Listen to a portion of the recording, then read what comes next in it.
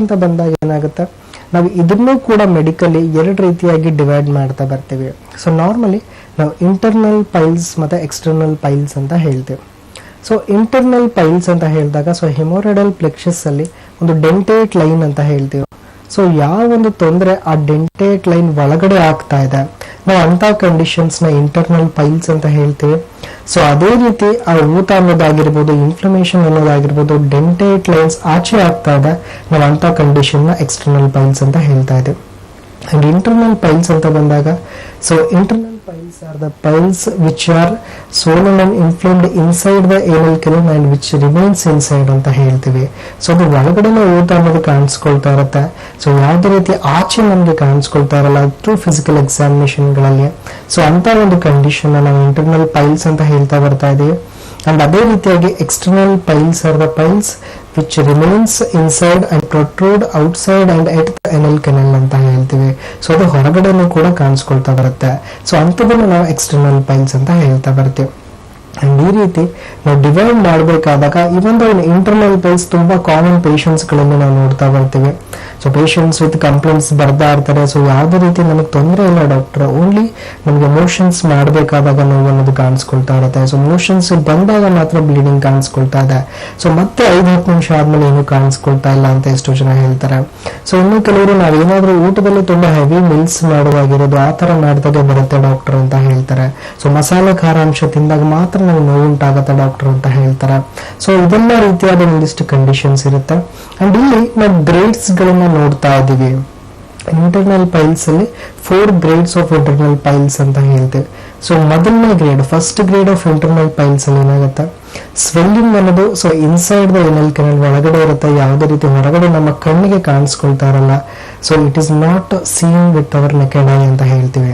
So physical examination ಅಲ್ಲಿ only with symptoms, ಇಲ್ಲ ಅಂದ್ರೆ ಪ್ರೊಕ್ಟೋಸ್ಕೋಪ್ ಮುಖಾಂತರ ನೋಡ್ತಾ ಬರ್ಬೋದು. ಸೊ ಇದೇ ರೀತಿ ಬಿಡ್ತಾ ಹೋದ್ರೆ ನೆಕ್ಸ್ಟ್ ಡೆವಲಪ್ ಆಗುತ್ತೆ ಅಂತ ಹೇಳ್ಬೋದು. ಓಕೆ ಡಾಕ್ಟರ್, ಮತ್ತಷ್ಟು ವಿಚಾರಗಳ ಬಗ್ಗೆ ಮಾತಾಡೋಣ. ಒಬ್ರು ಕಾಲರ್ ಇದ್ದಾರೆ ಮೊದಲಿಗೆ. ಹಲೋ ಹಲೋ, ನಮಸ್ತೆ ಸರ್. ನಮಸ್ತೆ ಮೇಡಮ್. ತಮ್ಮ ಹೆಸರು ಹೇಳಿ, ಎಲ್ಲಿಂದ ಕರೆ ಮಾಡ್ತಿದ್ದೀರಾ? ಚಂದನ್ ಅಂತ, ಮಂಡ್ಯದಿಂದ. ಓಕೆ ಚಂದನ್, ಮಾತಾಡಿ, ನಿಮ್ ಸಮಸ್ಯೆ ಹೇಳಿ, ಡಾಕ್ಟರ್ ಇದ್ದಾರೆ. ಹಲೋ ನಮಸ್ಕಾರ ಸರ್. ಹಲೋ, ಹೇಳಿ, ಏನ್ ಸಮಸ್ಯೆ ಇದೆ? ಇದು ಲಾಸ್ಟ್ 1 ವೀಕ್ ಇಂದ ಓಕೆ ಯೂರಿನ್ 30 ಮಿನಿಟ್ಸ್ ಒಂದ್ಸತ ಹೋಗ್ತಾ ಇದೆ. ಓಕೆ, ಮತ್ತೆ ಸ್ಟಮಕ್ ಸ್ವಲ್ಪ ಪೇನ್ ಇದೆ 3 days ಇಂದ. ಸ್ಟಮಕ್ ಪೇನ್ ಇದೆ ಮತ್ತೆ ಯೂರಿನ್ ಫ್ರೀಕ್ವೆನ್ಸಿ ಜಾಸ್ತಿ ಆಗ್ತಾ ಇದೆ ಅಂತ ಹೇಳ್ತಾ ಇದ್ರೆ ಓನ್ಲಿ 1 ವೀಕ್ ಇಂದನಪ್ಪ ಇದು? ಹೌದು. ಓಕೆ, ಮತ್ತೆ ಬೇರೆ ಏನಾದ್ರೂ ತೊಂದರೆ ಇದೆಯಾ? ಇಲ್ಲ, ಬೇರೆ ಓಕೆ, ಸೊ ಟ್ರೀಟ್ಮೆಂಟ್ ತಗೋತಾ ಇದ್ದೀರಾ ಇದಕ್ಕೆ? ಇಲ್ಲ, ಅದೇನೆ ಕೇಳಕ್ಕೋಸ್ಕರ ಯಾವ ತರ ಏನಾರ ಇದೆಯಾ ಅಥವಾ ಟ್ರೀಟ್ಮೆಂಟ್ ತಗೋಬೇಕಾ ಅಂತ. ಸೊ ಇವಾಗ ಯೂರಿನೇಷನ್ ಅತಿಯಾಗಿ ಆಗ್ತಾ ಇದೆ, ಫ್ರೀಕ್ವೆನ್ಸಿ ಆಫ್ ಯೂರಿನೇಷನ್ ಜಾಸ್ತಿ ಇದೆ ಅಂತಂದ್ರೆ ಸೊ ಇದು ಯಾವುದೇ ರೀತಿ ರಿಲೇಟೆಡ್ ವಿತ್ ಪೈಲ್ಸ್ ಇರೋದಿಲ್ಲಪ್ಪ. So frequency of urination, polyuria ಅಂತ ಹೇಳಬೇಕು ಅಂದ್ರೆ ನಾವೊಂದು ಡಯಾಬಿಟಿಸ್ ಕಂಡೀಷನ್ಸ್ ಅಲ್ಲಿ ನೋಡ್ತಾ ಬರ್ತೀವಿ. ಸೊ ಇಲ್ಲಾಂದ್ರೆ regards with urinary tract infections ಅಂತ ಹೇಳ್ಬೋದು.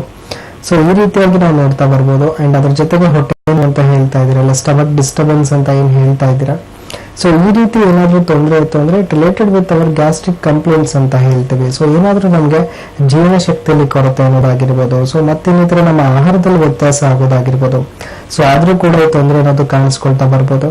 ಅಂಡ್ ಇದು 1 ವಾರ ಆಗ್ತಾ ಇದೆ ಅಂತ ಹೇಳ್ತಾ ಇದ್ದೀರಾ. ಸೊ ಕಂಟಿನ್ಯೂಸ್ಲಿ ಆಗ್ತಾ ಇದೆ, ಗ್ರಾಜುವಲ್ ಆಗಿ ಆಗ್ತಾ ಇದೆ. ಸೊ ಪ್ರತಿ ದಿವಸನೂ ಈ ಒಂದು ಸಮಸ್ಯೆ ಅನ್ನೋದು ಬೆಳೀತಾ ಇದೆ ಅಂತಂದ್ರೆ ಡೆಫಿನೆಟ್ಲಿ ಟ್ರೀಟ್ಮೆಂಟ್ ಅವಶ್ಯಕತೆ ಇರುತ್ತೆ. ಸೊ ಟ್ರೀಟ್ಮೆಂಟ್ ಅಂತ ಮುಂಚೆ ನಿಮ್ಗೆ ಒಂದು ಯಾವ ಕಂಡೀಷನ್ ಅಲ್ಲಿ ತೊಂದರೆ ಏನಾಗ್ತಾ ಇದೆ ಫಸ್ಟ್ ತಿಳ್ಕೊಳ್ಳಿ. ಬಿಕಾಸ್ ಸಿಂಪ್ಟಮ್ಸ್ ಏನಿದೆ, ಸೊ ಸ್ಟಮಕ್ ಡಿಸ್ಟರ್ಬೆನ್ಸ್ಗೂ ಮತ್ತೆ ಯೂರಿನರಿ ಟ್ರಾಕ್ಟ್ ಇನ್ಫೆಕ್ಷನ್ಸ್ಗೂ ಅಷ್ಟೊಂದು ನಮ್ಗೆ ಯಾವುದೇ ರೀತಿ ಲಿಂಕ್ ಇಲ್ಲ ಅಂದ್ರೂ ಕೂಡ ಸಮ ಏನಾದ್ರೂ ಒಂದು ಪಥಾಲಜಿಕಲ್ ಚೇಂಜಸ್ ಇರುತ್ತೆ. ಅಂಡ್ ಅದಕ್ಕೋಸ್ಕರ ಆ ತೊಂದರೆ ಬರ್ತಾ ಇರ್ಬೋದು. ಒಂದ್ಸತಿ ಬಂತು ಕನ್ಸಲ್ಟ್ ಆಗಿ ನಿಮ್ಗೆ ಏನ್ ಕಂಡೀಷನ್ ಎಕ್ಸಾಕ್ಟ್ ಆಗಿ ತಿಳ್ಕೊಂಡು ಅಂಡ್ ಅದ್ರ ಪ್ರಕಾರ ಟ್ರೀಟ್ಮೆಂಟ್ ಸ್ಟಾರ್ಟ್ ಮಾಡ್ಕೊಳ್ಳಿ. ಸೊ ನಿಮಗಿರೋ ಸಮಸ್ಯೆನೂ ವಾಸಿ ಆಗುತ್ತೆ. ಧನ್ಯವಾದಗಳಪ್ಪ ಕರೆ ಮಾಡೋದಕ್ಕಾಗಿ. ಒಂದ್ಸತಿ ನೀವು ನಮ್ಮ ಹೋಮಿಯೋಪತಿ ಬ್ರಾಂಚ್ಗೆ ಹೋಗಿ ವಿಸಿಟ್ ಮಾಡಿ ಅಂತ ತಿಳಿಸ್ತಾ ಮತ್ತೊಬ್ರು ಕಾಲರ್ ರೆಡಿ ಇದ್ದಾರೆ. ಹಲೋ ಹಲೋ ಹಲೋ, ನಮಸ್ತೆ ಸರ್. ನಮಸ್ಕಾರ. ತಮ್ಮ ಹೆಸರು ಹೇಳಿ, ಎಲ್ಲಿಂದ ಕರೆ ಮಾಡ್ತಿದ್ದೀರಾ? ನಾವು ಹೊಸಕೋಟೆಯಿಂದ. ಓಕೆ ಸರ್, ನಿಮ್ಮ ಸಮಸ್ಯೆ ಏನಂತ ಹೇಳಿ, ಡಾಕ್ಟರ್ ಇದ್ದಾರೆ. ಹಲೋ ಹಲೋ ಹಲೋ, ಹೇಳಿ ಸರ್. ನಮ್ಗೆ ಒಂದು ಒಂದು ಕಿತ್ತೂರಿನ ಕ್ಯೂರನ್ ಬರ್ತಿತ್ತು. ಓಕೆ ಅದು ಮತ್ತೆ ಕಮ್ಮಿನೇ ಆಗಿಲ್ಲ ಸರ್ ಅದು. ಓಕೆ, ಸೊ 1 ವರ್ಷದಿಂದ ಏನ್ ಟ್ರೀಟ್ಮೆಂಟ್ ತಗೋತಾ ಇದ್ದೀರಾ ನೀವು? ಸರ್ ನಾವು ಒಂದು ಆಪರೇಷನ್ ಇತ್ತು, ಆಪರೇಷನ್ ಅಂದ್ರೆ ಟ್ರೀಟ್ಮೆಂಟ್ ಇನ್ನೇನು ತಗೊಳ್ಳಿಲ್ಲ ಹೌದಾ ಸರ್, ಆಪರೇಷನ್ ಮಾಡಿಸಿ ಎಷ್ಟು ತಿಂಗಳುಗಳಾಯ್ತು? ಸರ್. ಆಪರೇಷನ್ ಮಾಡಿಸಿ ಎಷ್ಟು ತಿಂಗಳಾಯ್ತಪ್ಪ? ಅದು 1 ವರ್ಷ ಆಯ್ತು ಸರ್. 1 ವರ್ಷ. ನವೆಂಬರ್ಗೆ 1 ವರ್ಷ ಆಯ್ತು. ಹೌದಾ, ಅಂದ್ರೆ ಇವಾಗ ಮತ್ತೆ ತಿರ್ಗಾ ಮುಂಚೆ ತರಾನೇ ಆಗ್ತಾ ಇದೆಯಾ? ಫಿಸ್ಚುಲಾ ಇದ್ದಾಗ ಯಾವ ರೀತಿ ಸಮಸ್ಯೆ ಇರ್ತೈತೆ? ಅದು ಒಂದು ವಾರಕ್ಕೆ ಒಂದ್ಸರಿ ಏನಕ್ಕೆ ಒಂದ್ ಸ್ವಲ್ಪ ಡ್ರೈ ಆದಂಗೆ ಆಗುತ್ತೆ, ಮತ್ತೆ ಕ್ಯೂ ಬರುತ್ತೆ. ಮತ್ತೆ ಕ್ಯೂ ಬರ್ತಾ ಇದೆ. ಓಕೆ ಓಕೆ, ಓಕೆ, ತೊಂದರೆ ಇಲ್ಲ. ಸೊ ಇವಾಗ ನೋಡಿ, ಫಿಸ್ಚುಲಾ ಅನ್ನೋದನ್ನ ನಾವು ಓಪನಿಂಗ್ಸ್ ಅಂತ ಹೇಳ್ತೀವಿ.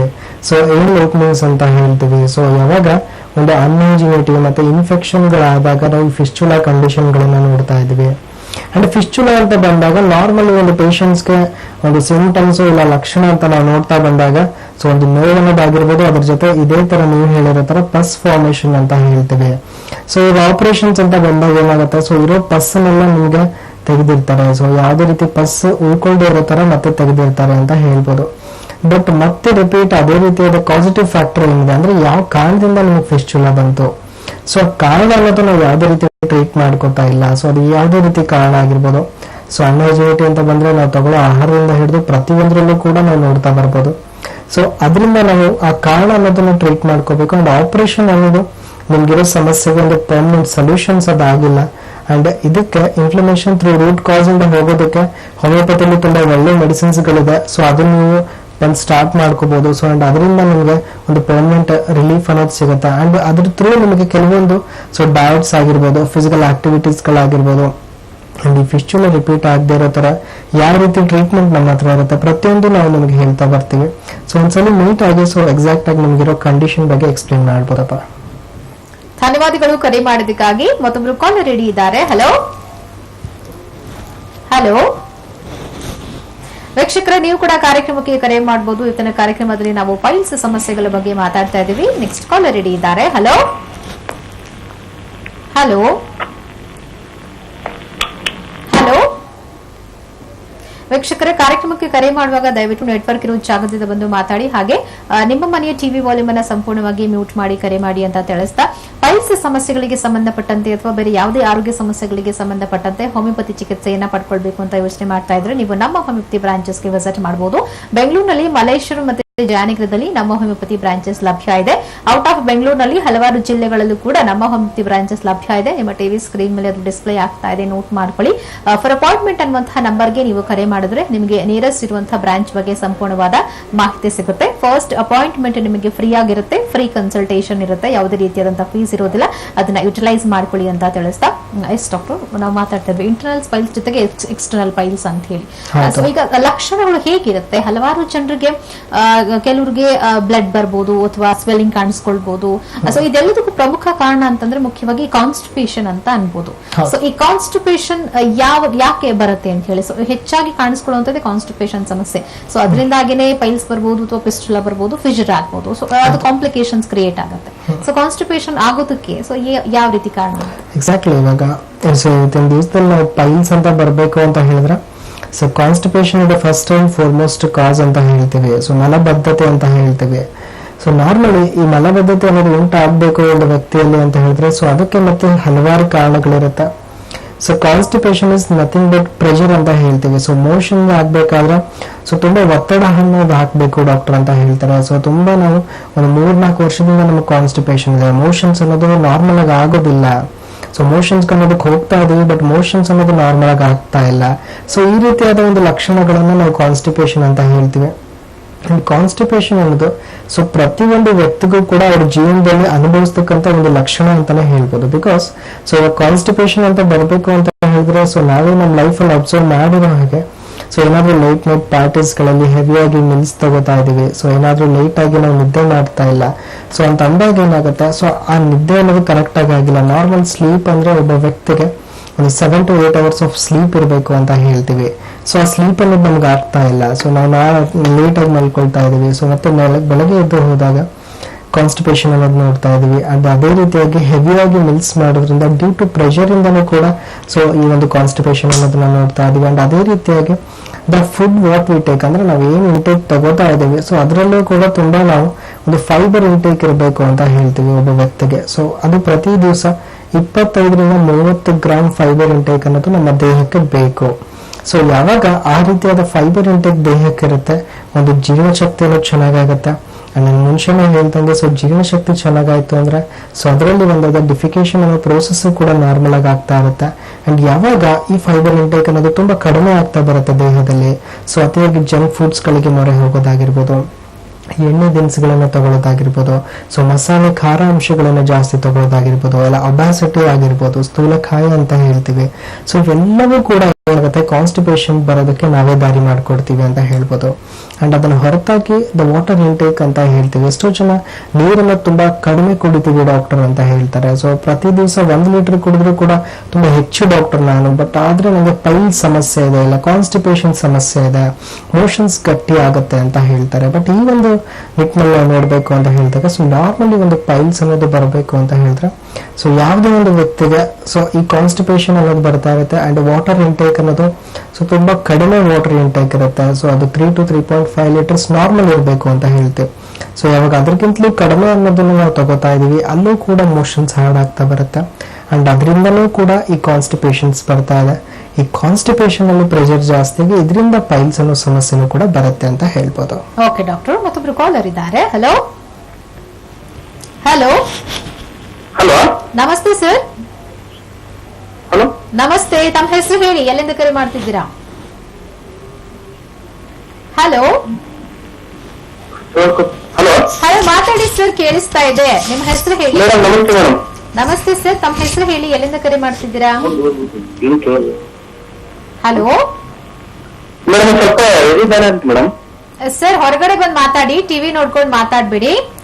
ಹಾ ಕೇಳಿಸ್ತಿದ್ಯಾ ನನ್ನ ಧ್ವನಿ ಕ್ಲಿಯರ್ ಆಗಿ?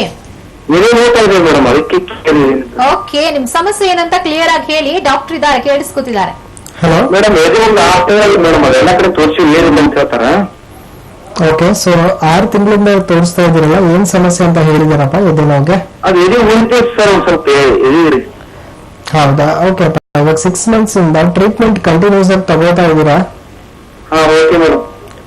ಹಲೋ, ತೋರಿಸಿದೇನು ಸರ್, ಸರ್ ಏನಿಲ್ಲ ಅಂತ ಹೇಳ್ತಾರ. ಎದೆ ಉಳಿತ ಸರ್, ಏನ್ ಬೇರೆ ಹೋಗುತ್ತೆ ಸರ್. ಓಕೆ, ಅಂದ್ರೆ ಇವಾಗ ಸದ್ಯಕ್ಕೆ ಏನು ಮಾತ್ರೆಗಳು ತಗೋತಾ ಇಲ್ಲಲ್ಲಪ್ಪ ನೀವು?